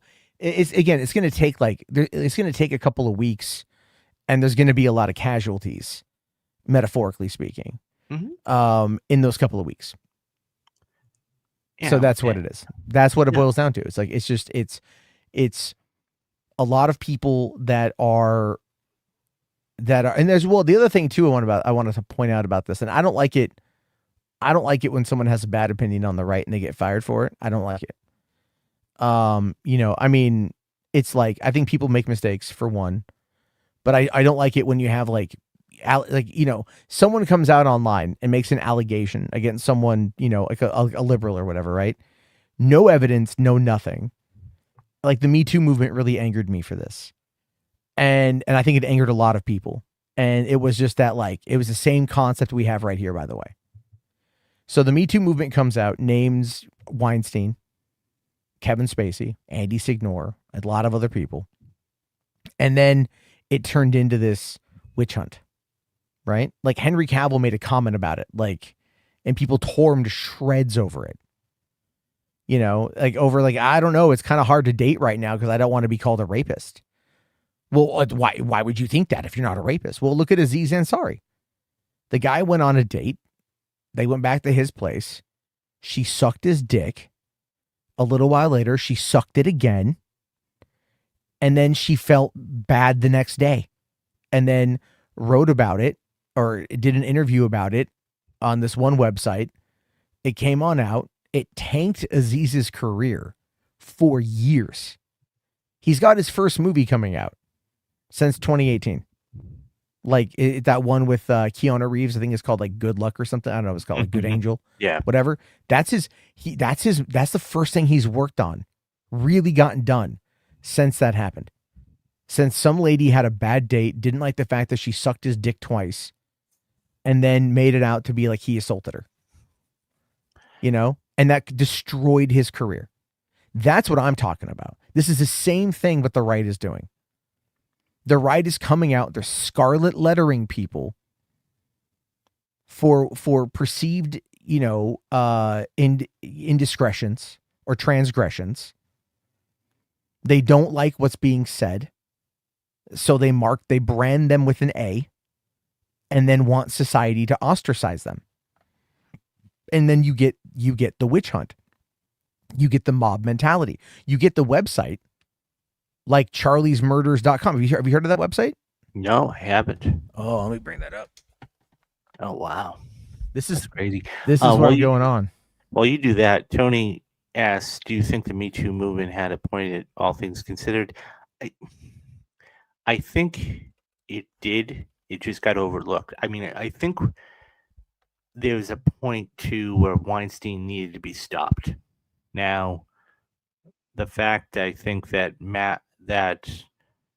Harvey was doing this and he eventually had to be stopped, and he was just the tip of the iceberg. And then every single thing was one of those horror stories. Yeah. But eventually, just like anything else, it fades away. I mean, we don't really. I mean, there was that whole, I don't even call it part of the Me Too movement, but they don't even really use that anymore. But it's the whole Blake Lively thing. When she was on set with that director for that film, and there was that whole legality thing. And now I guess Taylor, there was text messages with Taylor Swift or whatever, and it's like, this is always going to go on. It's always going to go on to a certain degree. It's just a matter of how much power you have as an actor or actress on set to say no. If you cross this line in the sand, we're going to have a problem. And that's it. And, you ask yourself this question: do you really want this bad publicity? Because as we all know, in Hollywood, it's not what you're doing now. It's what you're going to do next. Yeah. And, I mean, look at Joseph Kosinski. The guy's on a fucking hot streak. Does Top Gun Maverick, does F1, and now, well, for the life of me, I don't understand when they're going to do it, but it's now been reported that October 16, 2027, we're going to get a re-release of Miami Vice. Now, oh yeah, I did read about that. Yeah. Yeah, how they're going to do that and what they're going to do with that, I don't know. But he's one of the hottest guys in Hollywood right now for directing. So it's not about what you're doing now; it's what you're doing next. As far as getting back to the Charlie Kirk thing, I never knew they even had some sort of website. So when did this website come out? The website went up the other day, but okay, so the 13th, so 4 days ago. I'll show you what I'm talking about here. Okay, so this is my tweet on it. Okay, so all right. charliesmurders.com. This was murderers.com. Okay, that's the website. Now you click on the website, it's now gone. It's gone. It's gone. But they changed it. They changed it to charliekirkdata.org, and that is also gone. So yeah, it's like, that's kind of weird, right? Like they came on out, they built a database that had people's information, public facing information, and things that they wanted to, go after. And I'm trying to see if they have any. I'm sure this would have been taken up on the fucking. I just found even the Wayback Machine is all like. Even the Wayback Machine is having trouble trying to process it. Yeah. So I was watching something tonight. It was this game show from like 25 years ago. It was called Greed. Anyways, they had a question on. I didn't even know this. So the question was, what did .com mean? Now you got to remember, this was back in 2000. What did .com mean back in the day? And they gave them 5 different options. I always thought, and I've always known it to mean .company, right? Mm-hmm. Coca-Cola.com, whatever. Did you know it? .com used to mean .commercial?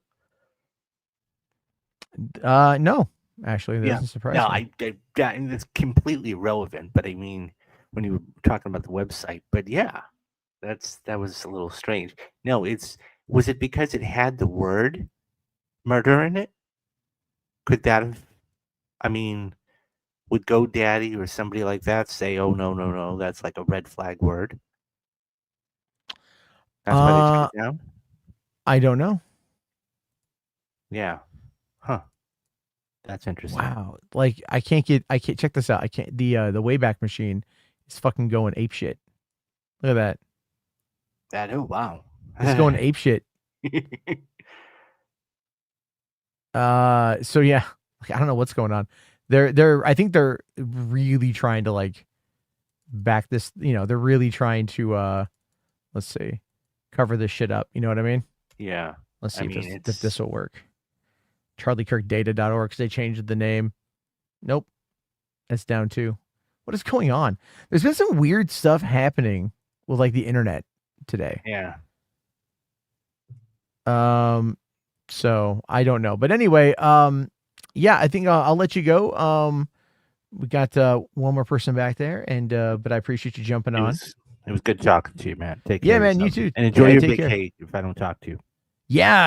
I don't know what's going on with my next week plans before I leave, but yeah, I'll definitely be back like the second week of October. By the way, one quick thing. Check your DMs. I sent you something from one of the unions talking about Kimmel. Oh, yeah, I meant to talk about the unions. Basically, SAG-AFTRA and WGA condemn what happened. Yeah. Anyways, all right. Take care of yourself, man. All right, man. I'll see you later. Have a good one. Okay. All right, Mo.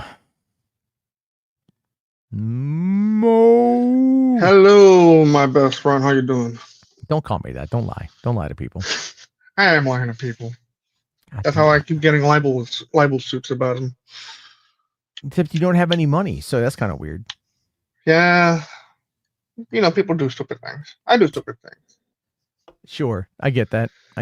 Yeah. But yeah, I know you're waiting for a little bit. One of the things I was enjoying the whole conversation. I'm like, I hope Matt doesn't get me yet.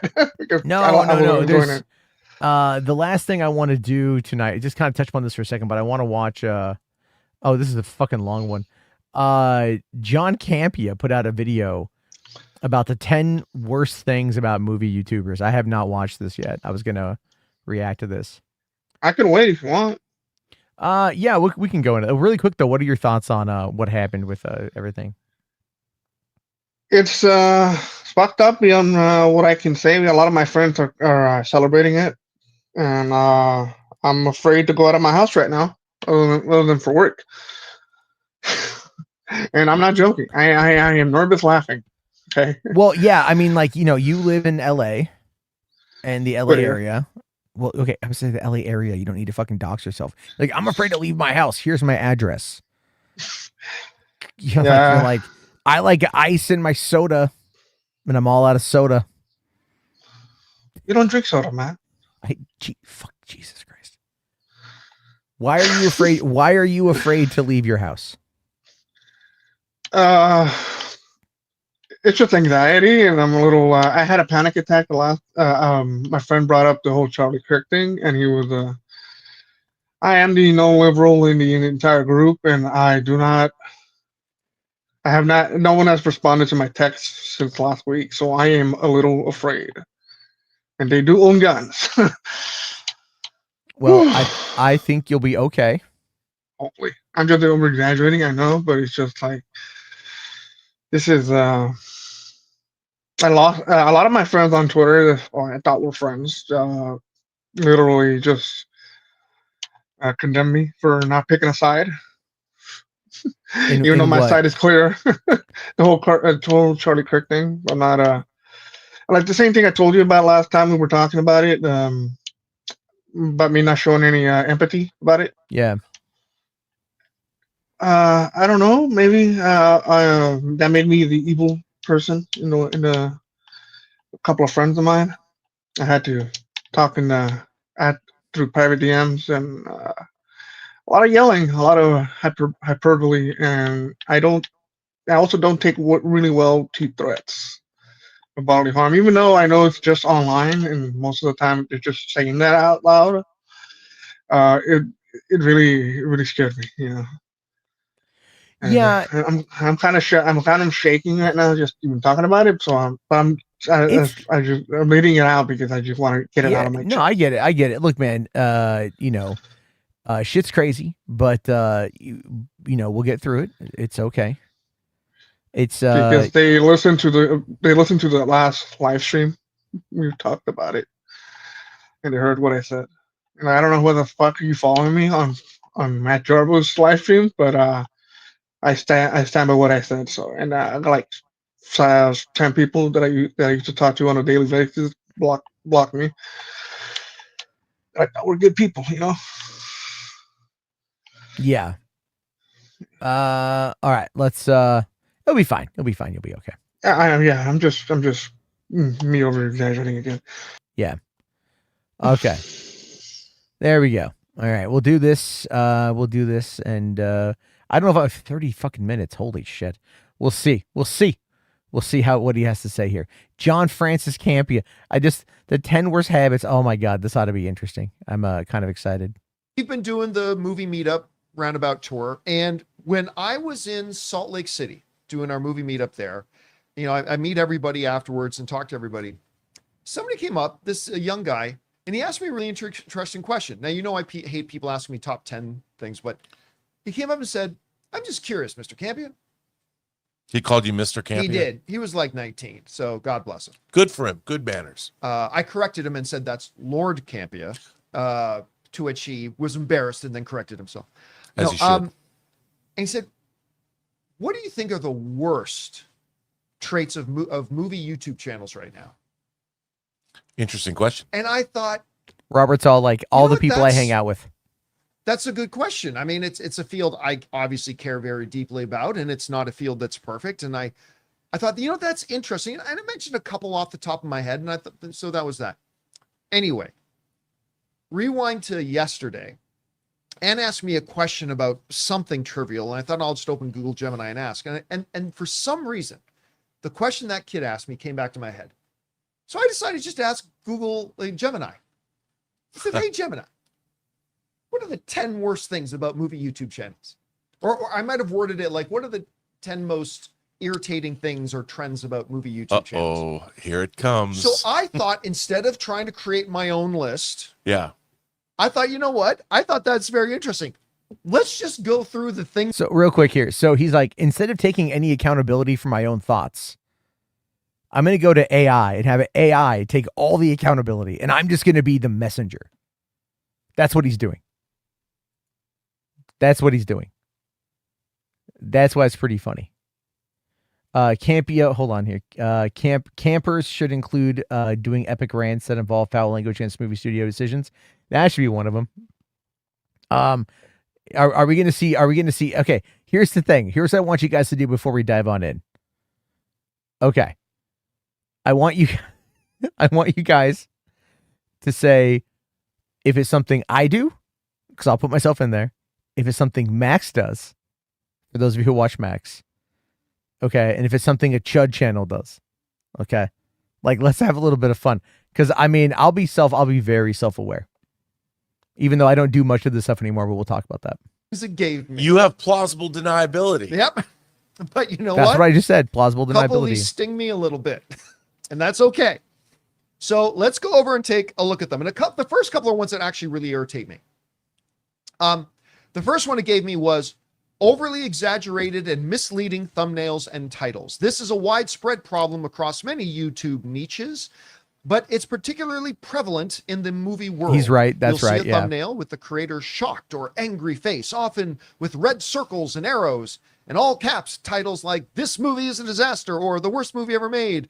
It sounds like when I was talking about War of the Worlds, the Ice Cube movie. Anyway, the video's content often doesn't live up to the sensational titles, and it's a transparent attempt to get a click. All right. I'm also going to I'm going to honestly try to give myself a pass fail on each one of these. All right.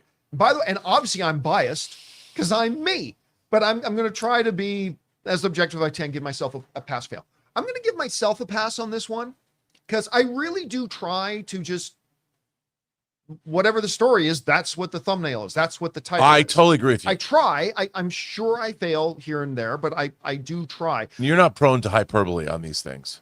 I try not to be. But I'm human. I'm sure I do from time to time. But yeah, this is one that really does irritate me, especially like when you go to a YouTube channel, like even some good ones, right? And you realize almost every video, every thumbnail they have is of that. And it's like, it kind of loses it. So I get that one. This other one could have been looped in with the first one. The second one reads, headlines and titles teasing without giving topic information. This is a common occurrence in the movie and entertainment niche. If a popular series or film franchise is canceled, a title like fan favorite show canceled is used without telling the audience which show. They require the viewer to click in order to find out what the story actually is. This that one's one annoying. drives me crazy. Facebook is riddled with that, by the way. And again, I'm going to give myself a pass on this one. There are a couple coming up, which I do not. But this one really does drive me crazy, especially because like I read the news feeds of about 40 or 50 outlets, right? And it just initially brings up just the titles. And it drives me crazy. Let's say Harrison Ford has been cast in the new Judd Apatow movie. Iconic actor cast in new comedy. Your headline's supposed to tell me what it is. And I try to make sure I do that. Like whenever I make a title, I try to make sure it's the information. And again, I'm sure I slip on it from time to time, but this is one of the big ones for me, Rob. Like as somebody who goes through the news feeds a lot, this is one that really irritates me a lot. I don't know. What's your thought on that one? Dude, not only do I hate it, but I hate that you have to sometimes read 5 or 6 paragraphs into the story before the answer is provided. I just skip through and, now. And lately I've noticed that there's a lot of these stories that are ambiguous to get you to click on them, not just entertainment stories, but stories about everything. And I really hate that because what those outlets are telling me is they don't respect me or my time. And I get angry about it. Maybe not like Hulk angry. It's just annoying because I'm like you say, I have like 40, 50 different, I read all kinds of things, not just entertainment news. And I want to be able to zip through this stuff. And I'm looking at this and I'm like, why are you wasting my time? And usually those outlets get a block from me, unless it's a larger site that I go to all the time. Right. Again, wait a minute, Matt. Is this the guy who wanted to show up to your house? He wanted to come to Olympia. Oh God, dude, he would have eaten everything. Jesus, fuck. God, that was a fat joke, though. Yeah. I am trying to calm myself down with fat jokes, even though I am fat. Well, the thing is though, is he's talking about, unless it's an outlet that I regularly read.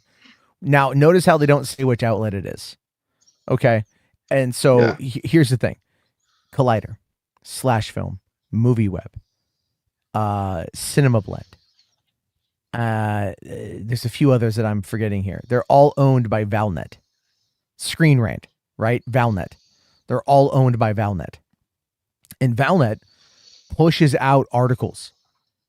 Like on Screen Rant, they upload about 300 articles a day. Jesus.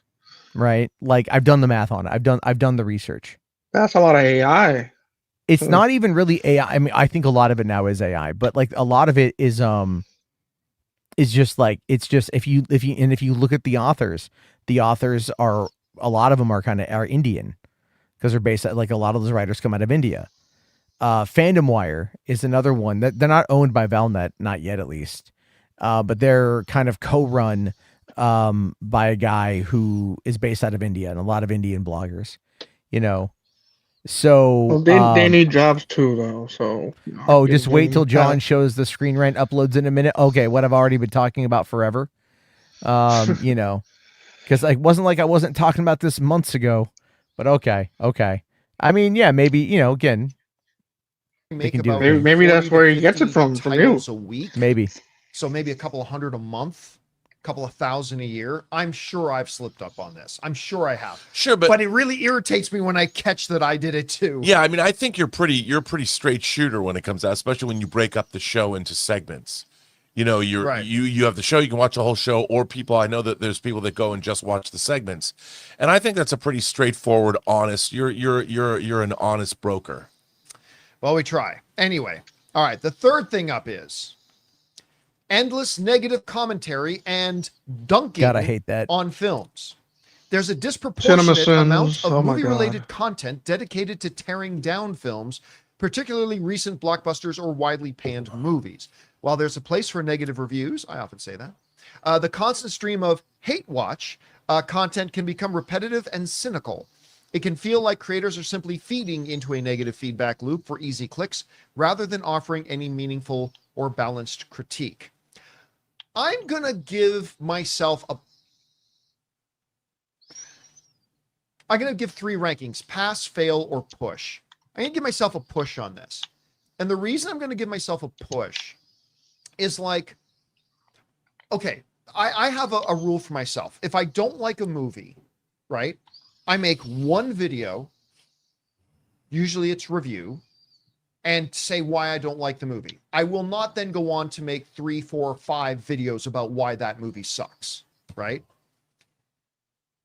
But the reason I don't give myself a pass is because while I won't make another video about it, it may come, I will bring it up in other conversations. So like, for example, let's say I hated I hated Morbius, right? So I made a video Transformers about 2. Morbius, and I think Transformers Morbius is bad. 2. Great. Now I'm not going to make 7 videos about it, but if we're now talking What about his Sean review of Aries, Transformers 2? I will bring up now, of course, No, let's not do you know forget that Jared video? Leto did Morbius, and Morbius freaking sucked, and blah, blah. No, But I don't watch won't him. make a new headline out of it. I won't. Dude, his Transformers 2 review gets brought up all the time, not by him, because he drops the N-word in that review. Really? The hard Yes. R? Not the hard R, the A. Not the hard R, but the A. Yeah. Okay. Yeah. About the guys. Yeah, the hood. Oh man. Yeah, is it about those two Autobots that are from the hood?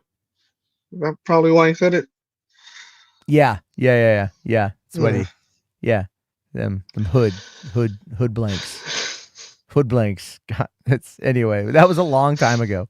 That was almost 20 years ago. Can you believe? Well, that was 16 years ago. Well, you can't escape it if it's that memorable of a review. Yeah, I know. Kind of like how you can't escape anything like you've done, like the polar bear. That will always haunt you. Yeah, that will always haunt me. Absolutely. Make a new title of it. So I kind of pass, kind of fail on that one. You know me and my philosophy on this, guys. I believe our time on Earth is limited. I want to spend it doing things we enjoy and we love. So if there's so like Acolyte, if I wanted to like Acolyte, but at some point I just realized this sucks.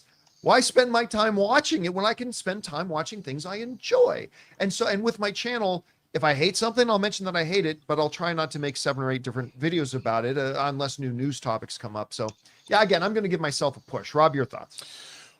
Look, I agree with you. I don't want to dislike anything.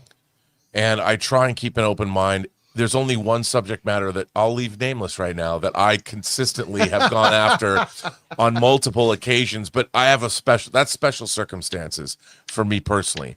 But, movies are so hard to make. And I think that, and I also, if you're going to dunk on a movie, give me some cogent analysis of why you think the movie's bad.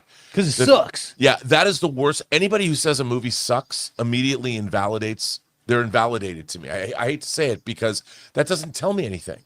If you think a movie is bad or it doesn't work for you or you think it sucks, I need to know why you think that, because that's not enough. And I think that the word sucks means you don't know why you dislike something. Sucks because it's mid. Yeah. Oh, dude. Sucks and mid. I don't like that. If something's bad, I would like to hear some cogent analysis. Like, for instance, I don't know if you ever watched Red Letter Media's takedowns of the prequel trilogy. Oh, God. But those are hours long, and you know exactly why Mr. Plinkett does not like the prequels. And I found them to be very cogent when I watched them. I'm like, wow, there's a lot of insight here, even though there's a lot of venomous hate, too. But it was entertaining and educational hate. And that, I feel, gives something. But we don't do that on this show. You don't ever do that. You never just come out and say something sucks. You never come out and go.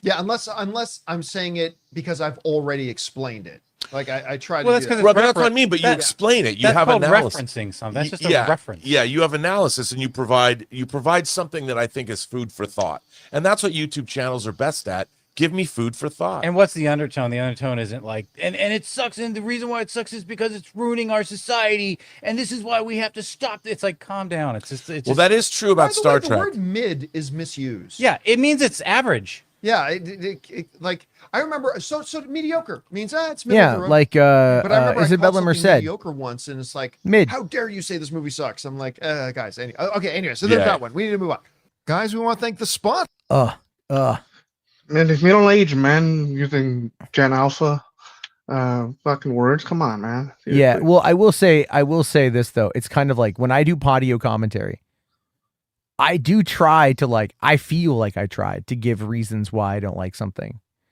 Right? Like it's like, for example, talking about Sinners. Like people get mad at me when I bring up the fact that the third act of Sinners was rushed and poorly written. The first two acts, I'll be like, the first two acts are amazing. It's a great drama. Right? You care about these characters. You want to see what's going to happen, but you could remove the vampires or you could remove the KKK and have one central villain, or just have it be the KKK, which would then add you could still make it like a gothic horror with KKK, right? Like you could still find a way to make it work. Like it's all style, but it's just by going we have a vampire that's a hive mind, and there's no moments of tension in the movie, right? Like there's really no moments of tension. If you watch it, go wait for a build up. There's not even any jump scares, really. It's just okay, it's not a horror movie. So I fucking don't call it a horror movie. It's like you could call it a thriller. All right. Thriller, drama thriller, maybe. It's not a period horror piece movie. thriller. Period piece would work out. Yeah. I mean, thriller. I still have not seen it yet. And you've been saying it's good and other people are saying it's bad. I don't want to make my own judgment about it, but it made me not want to watch the movie. I'm not saying it's bad. I'm saying no. You're saying it's good, but other people. Yeah, I got a DM from someone the other day that was saying you have a hate boner for Sinners, and I don't. I just don't like the third act of the movie. I should say I don't like the climax of the movie because it felt so fucking rushed. It's the same feeling I had for that last Fantastic Four, the one everybody hated. Remember that the new Fantastic Four? No, the one before the Fantastic one. Yeah. I enjoyed it until the last act, where it completely died for me. As a comic book fan of Fantastic Four, it was almost perfect until that ending. And I'm like, I can't. Yeah, no. Well, no, it's sure. I mean, I didn't watch it in theaters. I actually watched it at home when it hit video. And I was like, all right, because I think at that point, the stakes are lower because I didn't have to leave the house. I just watched it from the comfort of my living room and everything. And it's okay, and I think that's another thing too, is the movie like Sinners, I just, got to point out that it's the movie was written and went into production within 4 months. From the first draft being finished to starting to film the movie was 4 months. Okay, so you can see that the third act of that movie, the finale of the climax of that movie, got rushed as fuck. And it's also not a horror movie. It's just not a horror movie. It's they need to classify it as something. It's even I was what was it? I forget which website it was the other day, called it a mystery thriller. And I was like, all right, that's maybe better than calling it horror. Yeah, because I from the way you describe it and other people describe it, it sounds more of a thriller than anything else. In the period piece. Oh, I love this parallax here. Hate boner for Superman. Listen, I criticized the marketing of that movie. I went to see the movie. I liked the movie. Still think the marketing was shit. Okay. Oh yeah, I agree with that. Hate boner for The Rock. I merely pointed out that he's not a movie star, which, by the way, I have been proven right time and time again. I've been validated and vindicated on that opinion that I had 5 years ago. Okay. I owe you a steak dinner for that. People came at me hard when I said that. But also, you know what I said? I'm all like, man, the new one, The Smashing Machine, it looks like he's actually taking acting seriously. Holy shit. And it looks really fucking good. So you know what? There's that. And then also, you're just coping because I said that Isabella Merced is mid. I'm sorry that as a 43-year-old man, I don't find a 23-year-old girl attractive. Is that the only reason? Because of age? I don't think she's attractive. I know you said that, but you think that's it's just, yeah. But it's not. Age. No. I mean, there are attractive women at that age that I've seen. Sure, just not her. I don't particularly find her to be that attractive or Okay. that good of an actress, but like whatever, man. Oh, She's fine as Hawk Girl. nice. She's fine as Hawk Girl. Okay. Like I was watching Mm. Superman again and the screeching didn't bother me as much that time around, you know. I don't really feel like I feel they could have probably cast anyone in that role. She didn't really bring a lot of personality to it. I'm gonna have to be honest with you. When you guys keep referencing a screech or a scream in the movie, I guess it was so high pitched I couldn't fucking hear it. Oh no, it's there, man. She does it like 3 times. Yeah, Yeah, it's I didn't pretty hear bad. anything. Yeah. My hearing is so fucked up. So no, I just don't feel like Isabella Merced is that good of an actress. But then again, I haven't seen The Last of Us season 2, and so you know she was Dina in that one. She was okay She was just being a lesbian, in that's Alien. In Alien Romulus, all right, nothing really to like write home about. The best actor of that movie was the guy who played the synth, who's in The Long Yeah. Walk. You know, he was really good. Oh, dude, that that was him. Oh, he was amazing. I don't. Look, people get walked mad. I'm along, just saying. I'm just saying. I am 43, so I'm not going to look at a 23-year-old and be like, "Damn, boing, boing, boing, boing, boing." Like that's not. You know, Sydney Sweeney's like 28, so it's a little different. Okay, and even that's more like just she's attractive, but I'm not like. I thought she was younger. No, she's like 28, 27, 28. I don't keep up with people's ages. Yeah. Jenna Ortega Jenna Ortega is 23. Okay, like, you know, she's attractive, sure, but it's like not like, oh, you know, Daphne Keene, I think is like 18 or something, and like dudes are salivating over her chest. She is. You know what I mean? Because there was a picture of her from a convention the other day where she was like doing like the X-23 pose, and like she had like this tight top on, and you could see like she was chilly.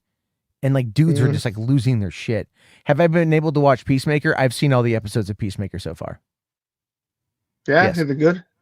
It's very good. That's why I think Peacemaker is going to open the door for merging the Batman and Superman. I mean, you haven't been wrong yet. I've had my theories about stuff, you know, and again, to go back to the whole merger thing, I think it's economically sound to make the merger happen.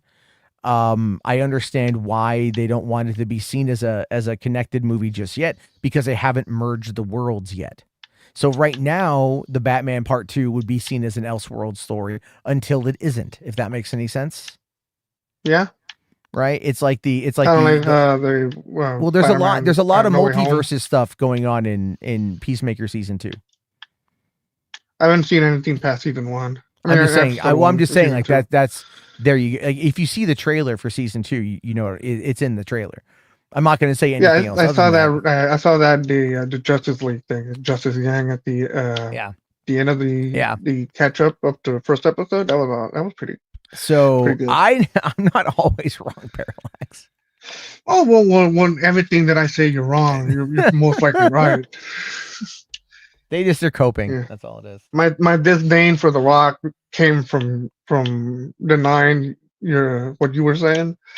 And No, I they're had just coping. I had to eat a lot of crow for that. I had to eat a lot of crow. It's fine. I think it's fine to like eat crow over something.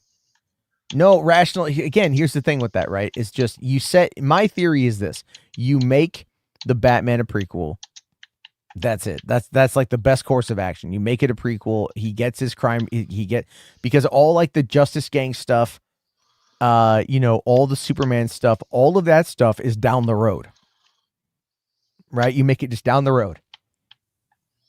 So kind of like the Flash end sequence. I'm not wrong about Rocky. I haven't seen Rocky. A prequel to the DCU, a prequel. Oh my God.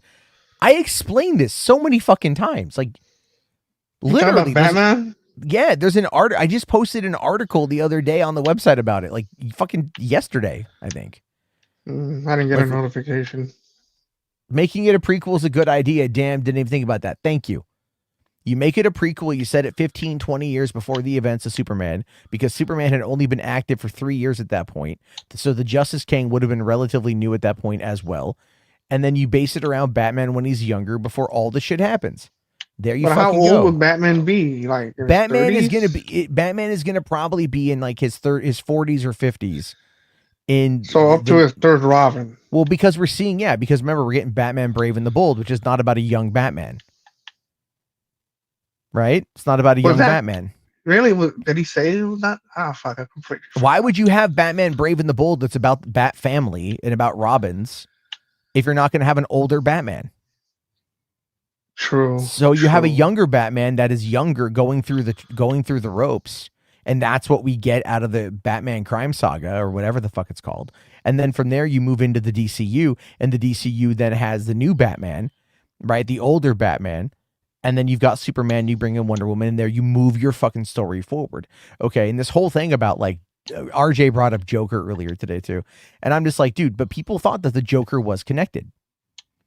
When the Joker looks like it's coming in, like, you've got young Bruce Wayne, you've got the murder of the parents again, you've got all of this stuff. Like, it looks tonally similar to what we got out of Batman v Superman,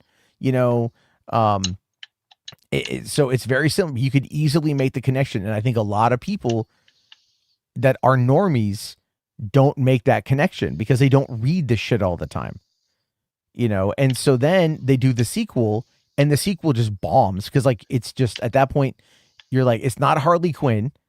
It's not Harley Quinn. It's not the Harley Quinn we've been watching in the theater since 2016, 3 years before the first Joker movie came out.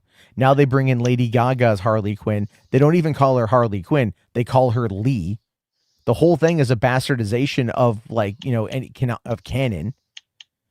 And it just fails to connect with audiences.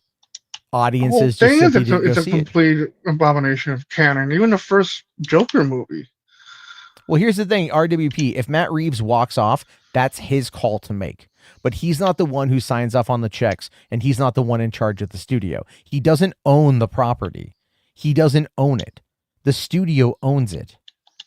The studio is the one that pays those bills, meaning that if the studio decides that they want them merged, and if they want them merged with the same double-sided dildo that we saw at the end of Requiem of a Dream, then that's what they would fucking do. What the fuck? No, I'm talking about if the studio wants it, they'll bring in somebody to make it. Creative differences lead to people leaving the projects all the time. So there's this weird thing that I see from people talking about the fucking ownership of this kind of stuff. Matt Reeves does not own the Batman. Zack Snyder did not own Superman or Batman or whatever. Those were his iterations of those characters, but those still were not owned by him. They were owned by the studio, by the parent company. And that's what we have to fucking remember here. And it's just, so if they want to change it at any point in time, they could change it. The Flash was a key indicator of that, which probably changed too fucking much. In a short amount of time, it's just confusing. But here's the thing, audience members like that. But here's the thing, Rational. Yes, Warner Brothers doesn't own Robert Pattinson, exactly, but they own that version of the Batman. They own all the costumes. They own all of the music. They own all the props. They own everything about it. So yeah, if he wants to walk away, then we're going to get another actor taking on the role. It's happened before. Mm-hmm. Stephen Weber here says Doctor Who, James Bond, exactly. So, if Matt is not involved in any way, then why did Batman go to the DCU if it's not by him? Because it's not integrating in a new Batman. Right? That's fine. If you say it's not them, you don't care. Cool. I think there's 0 point to the Batman Part 2 not being in the DCU. I think that there is zero point in separating them. You set them in different timelines. Right? You set them in different timelines, and there we go.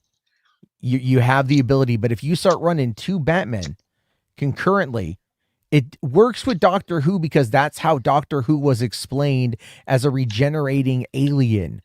Batman is not a regenerating alien. It doesn't. The argument doesn't fucking work. Like, Jesus Christ. I don't know why it's so hard to figure out. I don't know how else I can fucking. I don't know if I'm explaining this. Like, if I'm just sounding like I'm speaking Chinese. Like, I don't get it. It's just a lot of people being stubborn. That's why. I mean, there's definitely. I'm being stubborn too. I'll fully admit, but it's like, Yeah, we're it's all like, being stubborn. if it's like, look, here's the thing, man. This is not comic books. This is not television. This is not video games. This shit is movies. Movies take years to produce. They come and they go. And if you are running a Superman movie and a Batman movie at the same fucking time, which is going to happen in 2027, and both movies are set in separate universes, the same year Marvel is pumping out had just pumped out Doomsday, which is going to have everybody from different studios, right? All the actors back together again. Marvel's going to come out with Doomsday and fucking dominate the box office. And then that's by default is going to make Man of Tomorrow and the Batman Part 2 look weak by comparison. Well, if Marvel can do it, why isn't Batman do it? Why isn't DC doing it? Marvel showed us it could be done. They brought back the actors from the other movies. They put them in this new one. They've done it before with Days of Future Past. Oh, hey, Mo, how good is Days of Future Past? Amazing. Yeah, it's like the perfect X-Men movie, yeah. Is it? And then is that added by the fact that it's got Patrick Stewart and fucking Ian McKellen and Halle Berry back? That's just extra. Just extra. Yeah, exactly. Stuff, right. Yeah. You get Wolverine on a journey that takes him through the future and the past. Fuck yeah. Yeah. You get everybody. It's the best X-Men movie next to Logan. It is, yeah. And that and X-Men too, right? But it's so that's my point though, is like they made it work in Days of Future Past, right? Two technically different universes, right? Kinda, And I mean, it was different timelines, or how about this? Just different timelines, and they made it work. But oh no, DC can't be done. DC can't be done, guys. It can't happen. Don't forget Young X-Men either. It's completely out of the realm of possibility to tie them together by just saying, yeah, this one is a prequel to that one, and then they're going to take place 20 years apart. Oh, I know, it's fucking insane. We believe that Wonder Woman 1984 took place in 1984 and not 2016 like fucking Batman v Superman did, right? That was 22 years later. That's fine. No one cared about that. Well, the movie was shit, but it's like, I like the movie. I'm glad somebody did. It was a good movie. I enjoyed it for all its flaws. I mean, she raped a guy, but yeah. You keep bringing that up, and she did. She raped a guy. I know, but why do you gotta keep bringing it up, man? Because men's lives matter. Take her to court then. Jeez, Gal Gadot, she's right there. Fourth. New York versus Chicago can feel like a different galaxy depending on when you're there, right? It can feel like an absolute difference when you're there. And I'm talking decades. I'm not talking like last week. I'm not talking yesterday. I'm talking like 2 decades ago. Okay. Year 2 Batman, right? Like decades ago, sort of thing. See, this is why I see DC always have a problem. But comic book wise, TV wise, and movie wise, they just can't seem to get a cohesive fucking timeline to do any of these things. They always gotta do something different that all of a sudden starts contradicting each other, and then fucking just making horrible decisions. Well, the problem with everything is you have too many cooks in the kitchen. And this is where, here's the thing. I think that James Gunn is going to do fine and is going to is going to be able to build something that flows, okay? Because I like Creature Commandos, I like Superman, I like Peacemaker. So far, the 3 things we've seen this year that are from the DCU have all been good. Okay, me saying that the Batman should be part of the DCU is not trying to delineate the craft or the art that went into making the Batman. I love the Batman. The Penguin is one of the best shows I've ever fucking seen. But there's no point in trying to say that they would not flow together in a world where you've got fucking magic and shit. Yeah, okay, you can do it in a comic book. They can do it in a fucking movie. But this is why comic books suck. Hey. Is because but hear me out. Comic books suck because they have falsely given the idea that you can have multiple iterations of the characters working at the same time in any medium. That's not true. You could do it with the fucking comic books. You can do it with TV, right? When everything like Superman and Lois and then Superman, right? Or like Justice League or whatever the fuck it was. You could do that, but the Arrowverse was also not connected to the greater DCEU. And that was something that was known about for quite some time because the Arrowverse predates. Like it predates. No, the Arrowverse and Man of Steel came out in the same year. Did they? Yes. No. It was Arrow came out in 2012. Man of Steel was 2013. The second season of Arrow is when they had the backdoor pilot episode for The Flash, because they had Barry Allen show up in a couple episodes. And then they shot the backdoor pilot of Barry getting his powers. But then they decided to turn that into a TV show. And that was a TV show that came out in the fall of 2014. And I will say, though, more popular than Arrow. Yeah. I will say The Flash was an amazing show. The first couple seasons of that show are fucking like untouchably good. Good. And then the Arrowverse is like, okay, now we got to expand. Legends of Tomorrow, fucking this, that. Matt? Did we lose Matt? Or did you lose me?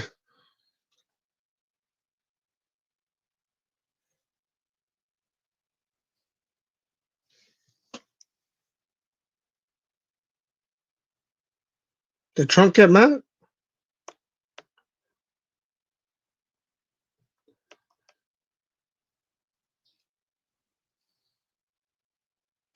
Oh crap, welcome to the Mo Show, where nothing happens because I'm waiting for Matt.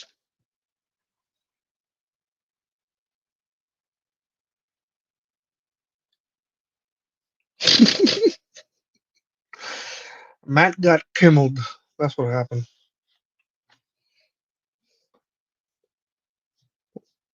Everything went down.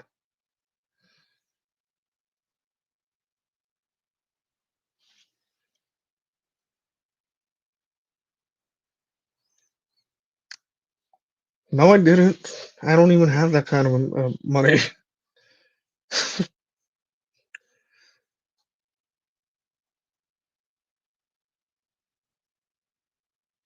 Oh God, it's Mo After Dark. Welcome everybody.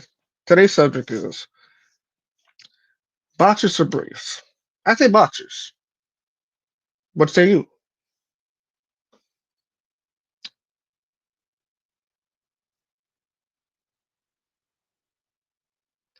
We got one for boxers for Vince. Anybody else? Boxers for Maverick. Commando for Spherical Man. Commander for Fourth, which is the great idea, but I still like boxers. Spherical Man, no boxer briefs. You don't have to choose one. Choose the fucking side. One briefs from John.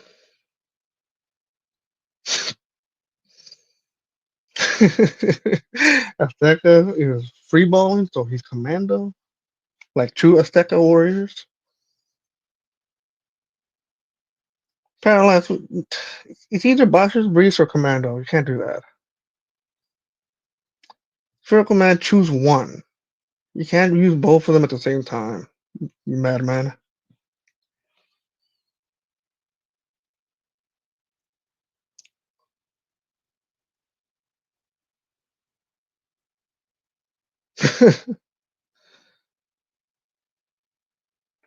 Fourth, you don't wear nothing at all. You just said you're going commander.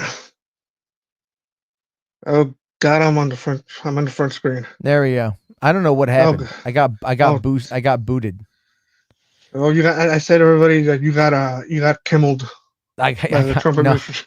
Ooh, no. I have another saying that I want to use, but I'm gonna wait a little while longer before I drop it. Oh, I know what you're trying to say. I'm not gonna say it, but I know I think I know. Anyway, I don't remember where I was at. You were saying Arrowverse something. God, was I out for a couple minutes? I was on a rant. I wasn't looking at the screen, so that's my bad. Yeah, you were off for like a minute and a half. Let me do. Okay, quick recap then. Okay, fine. Arrowverse premiered in 2012, before Man of Steel, before BVS, before the DCEU. Okay, so that was already its own pre-established thing. Okay, Yeah. Marvel tried doing it with Agents of Shield, and then that was working well into season 2 when they were going to tie it into the Inhumans at the end of season 2. Then you had the fighting between Ike Perlmutter and Kevin Feige, and then Ike Perlmutter went to Jeff Loeb and went like, okay, diverge the two, and then all of a sudden Agents of Shield is no longer considered canon, and and that still hasn't been rectified yet. Okay, Until Doomsday, probably. maybe. Maybe, I don't know. Chloe Bennett has basically been like, I'm not in it. She's been saying that, but then again, I mean, that's things they have to kind of say. So then you've got that. Then you've also got, Marvel now having access to everybody is consolidating everything under one banner, which is what fans want. So why is it? And I'm asking you legitimately, and this is you and everybody. If Marvel is consolidating everything, why the fuck aren't people clamoring for DC to do the same thing? Because don't you want to have everyone under the same roof? Why do you want Elseworld stories? Why do you want things to take away time from the main core storyline? This is not an alternative medium. This is not comic books. This is not books or video games. This is movies. Okay, I want your answer. Yes. Okay. And this is coming as a DC fan, and I understand where they're coming from, and I understand why it's almost impossible and also a bad idea. People want to see those legendary stories, and that they see from Elseworlds or other comic book runs, like Kingdom Come. I told you about Kingdom Come like a few months ago, right? People want to see that on. People want to see that on big screen. Then make that the choice that you're going to go for, and then own it. Pick the one you want. Fine, I don't care. I know, but you can't sit there and be like, I want like Superman Nightfall. Doomsday, or I want like Red Sun Superman, and I want whatever Superman, Pendejo Superman, all these Superman. I want all Sunshine these things. Superman. Yeah, I want all of these Supermen to also all be on the big screen. Shut the fuck up, shut the fuck up, because at that point it's just like pick one and roll with it, and whoever's in charge is going to pick I theirs. agree with you. I agree with you, Matt. It's a stupid thing to ask for, because if you want to compete with Marvel and you want to make a good universe, at least that one that makes fucking sense, you're gonna have to stick to one and build around that. You can't just go, here's one Superman and then make another Superman movie that is based on the 1950s one or something else. You gotta have to choose between one or the other. You can't keep coasting on the legacy shit. You're gonna build up something new. Well, yeah. And so again, the idea there is that, and this is where Gunn is kind of stuck, to be honest with you. He's stuck. Okay. Because he gets brought on in, the DC, EU is at its lowest.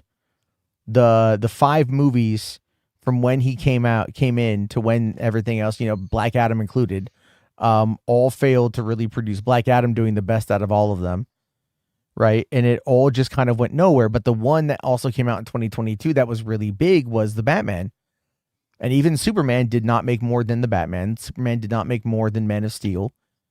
And it won't make more than Man of Steel. I've already talked about the reasons why in an article. It has everything to do with DVD sales and everything else.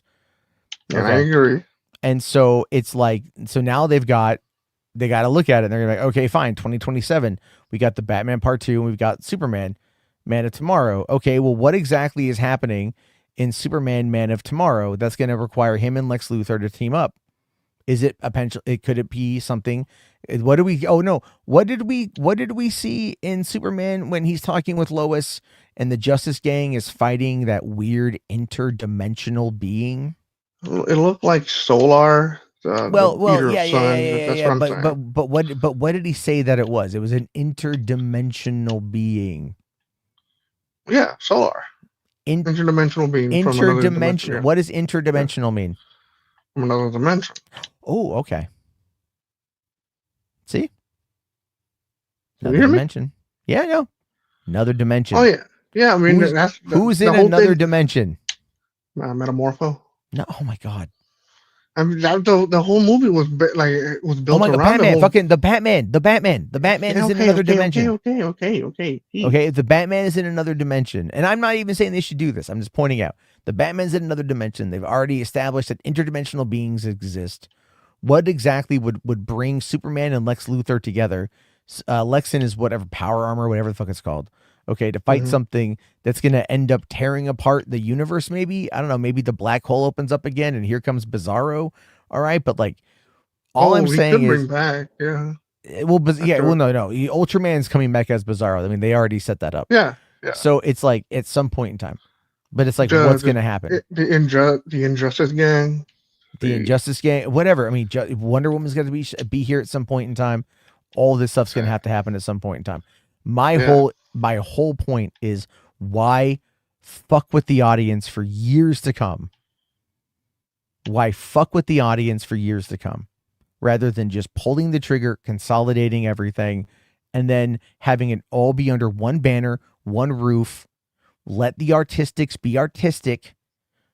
Okay. Let them do their shit, because it's not like everything in the world can't have a different flavor or vibe to it. It doesn't all need to be looked in the same. Like, it doesn't need to be. I'll grant it that. But if we're not building towards something cohesive, then what the fuck are we doing? And why the fuck am I wasting my time? Yeah, that was also one of my major critiques with the New 52 when that thing, like the third year after its launch, like, where is this going? Why is it not? Because you know what the New 52 is, right? I don't want to be going through the whole thing again. I'm aware of what it is. I don't care though. Okay, cool. Well, basically, that's before they launched the New 52, they said they're gonna make the whole thing cohesive. The thing's gonna be referenced in each comic book that happened in other comic books, heroes, and all that stuff. They want to make it cohesive. It didn't last a year between everything going fucking haywire, and that's why the whole New 52 didn't last more than 5 years. And that's also one of my problems with the whole movie. And I can see that there's also your gripe about it. If you're just gonna keep going to somewhere, another place, and then just keep fucking with the audience, Well, that's my big complaint. My big complaint is the whole thing of just like, it is, and I would say this no matter who the characters were. Okay, no matter who the characters were. It's the same thing I said when you had like Marvel and Netflix and all that shit, right? With the Daredevil stuff. I'm all like, just merge it into the main canon, because it's already basically there. Fans want it. Oh, and what did Marvel do? They merged it into the main canon. And guess what, folks? We're still here. We're still here. The universe is still standing. The universe is still standing. We're getting except John for humans. We're getting casualties of war are a thing. Okay. Well, I mean, collateral damage? I'll give you fucking collateral damage. Right. But again, wasn't that the Arnold Mel Gibson? movie? No, Tom Cruise Arnold. movie? Oh. No, it's called Collateral Damage. He goes into because that's his wife and kid get killed, and these people called it collateral damage, right? What's there a movie called Collateral with Tom Cruise? Called Collateral Damage. You're thinking of Collateral with Tom Cruise and fucking Jamie Foxx. Yeah, that's the one I'm talking about. Yeah. Yeah, that's a fucking awesome movie. I thought that was the line from that movie. No, it's Arnold. It was going to come out like right around 9/11, and then they moved it to 2002.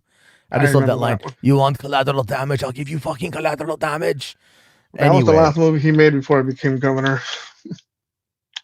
Well, no. I mean, that got released before he became governor. Well, the movie that he starred in, but he did have a cameo appearance in The Rundown, which came out in September of 2003 before the election. I'm talking about like his own movie. Well, I mean, I'm just pointing out that he was in another movie. Yeah. Will I be signing up for Disney Plus again before Daredevil? Yeah, I will. It's not going to last forever. I just, my girlfriend and I decided today that we're just going to do it, and we're just going to, we're gonna do it, and So should I watch Andor or not? Yes, you should watch. Yes, all of Andor, all of it. Because they took down the Kingdom of the Planet of the Apes from Hulu and Disney Plus, so I have no more reason to have it. Oh, they already got rid. I hadn't even watched that yet. Yeah, it's on Amazon Plus now, so I'm watching it over there. Well, that's just all part of the Fox, because the 20th century. It's all the deals that they had. Yeah, so they have the first 2 Planet of the Apes movies on HBO Max, which is nice. I'm excited. So for what? The next Kingdom Planet of the Apes? yeah, I gotta watch them all, but I have always enjoyed them. Yeah, they're both all every Planet of the Apes except for the what was the one from the 90s, early 2000? The Tim Burton one? Yeah, everything except the Tim Burton was a pretty good are fantastic movies. So no, I like the Tim Burton movie, man. I think I feel like I'm one of the only ones that actually enjoyed the Tim Burton movie. I mean, was it fun? Yeah, but I don't Yes, think it was as good as the other ones. Yeah, it was good. All right, let's see here. I gotta start going to the bathroom. There's a couple things I get to here. All right, I'm gonna start winding it down. So I'm gonna let you go, man. I'm just gonna wind it down. No problem, man. You have a good night. All right, you too, man. Thank you very much. I'll talk to you later, John. I see you back there, man. I'm just gonna start winding it down. So, feel free to take off. Okay. Sorry, here. A couple things I gotta get to here. All right, Maverick.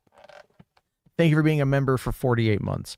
Late coming in, this may have been mentioned, but I can't help but think Trump came through with this threat about coming after ABC. Yeah, well, he also filed that $15 billion lawsuit against the New York Times, and I feel like ABC just didn't want to deal with the smoke.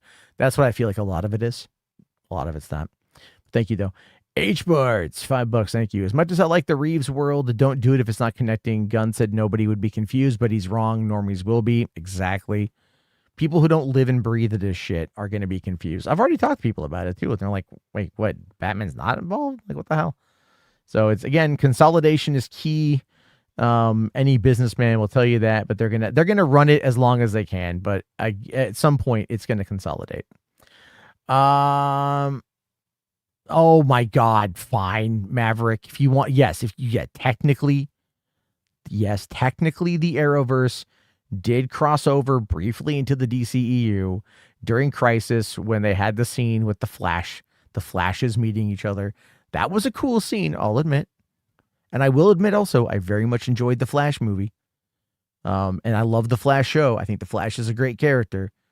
Hopefully, Grant Gustin will be brought back into the fold for the Flash in the DCU. I'd be down for it.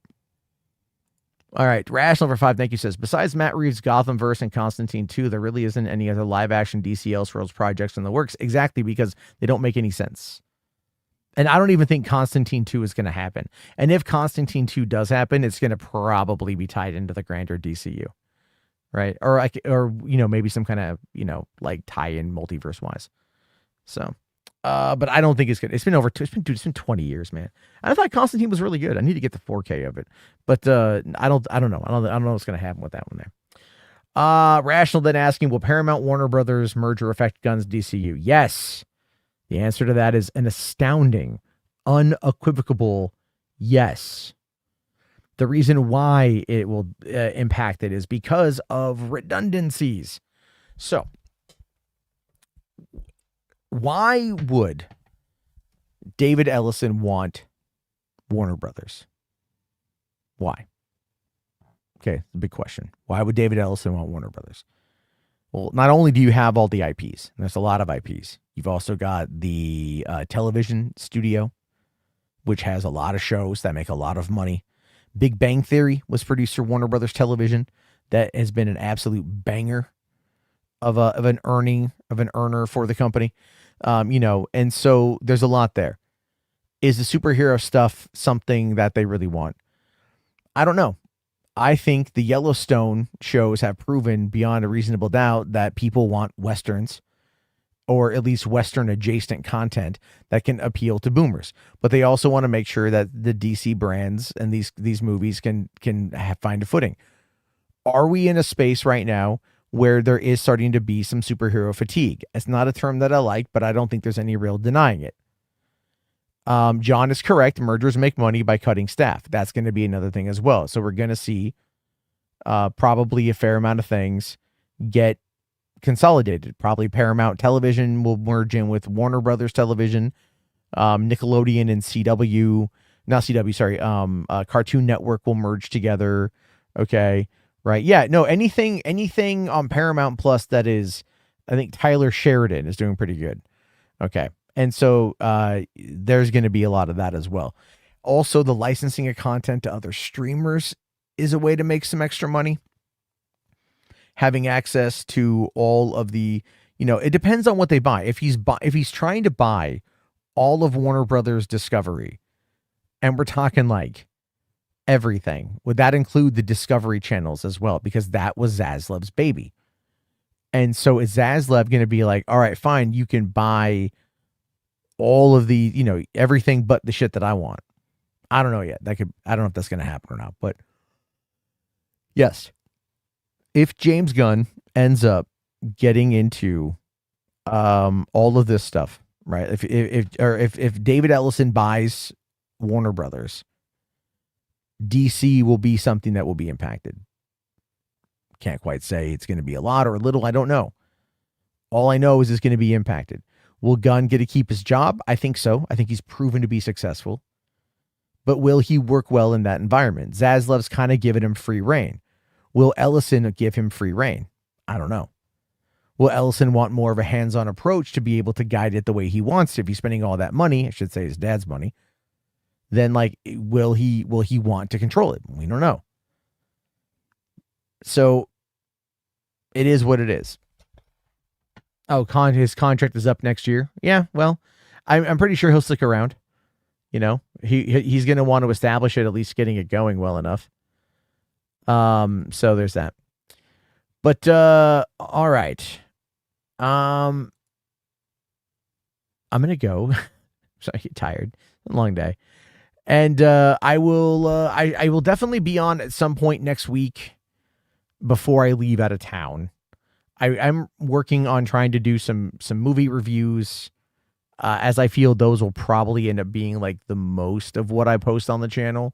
Still trying to stick with like at least the once a week live streams so we can catch up and talk about all that shit.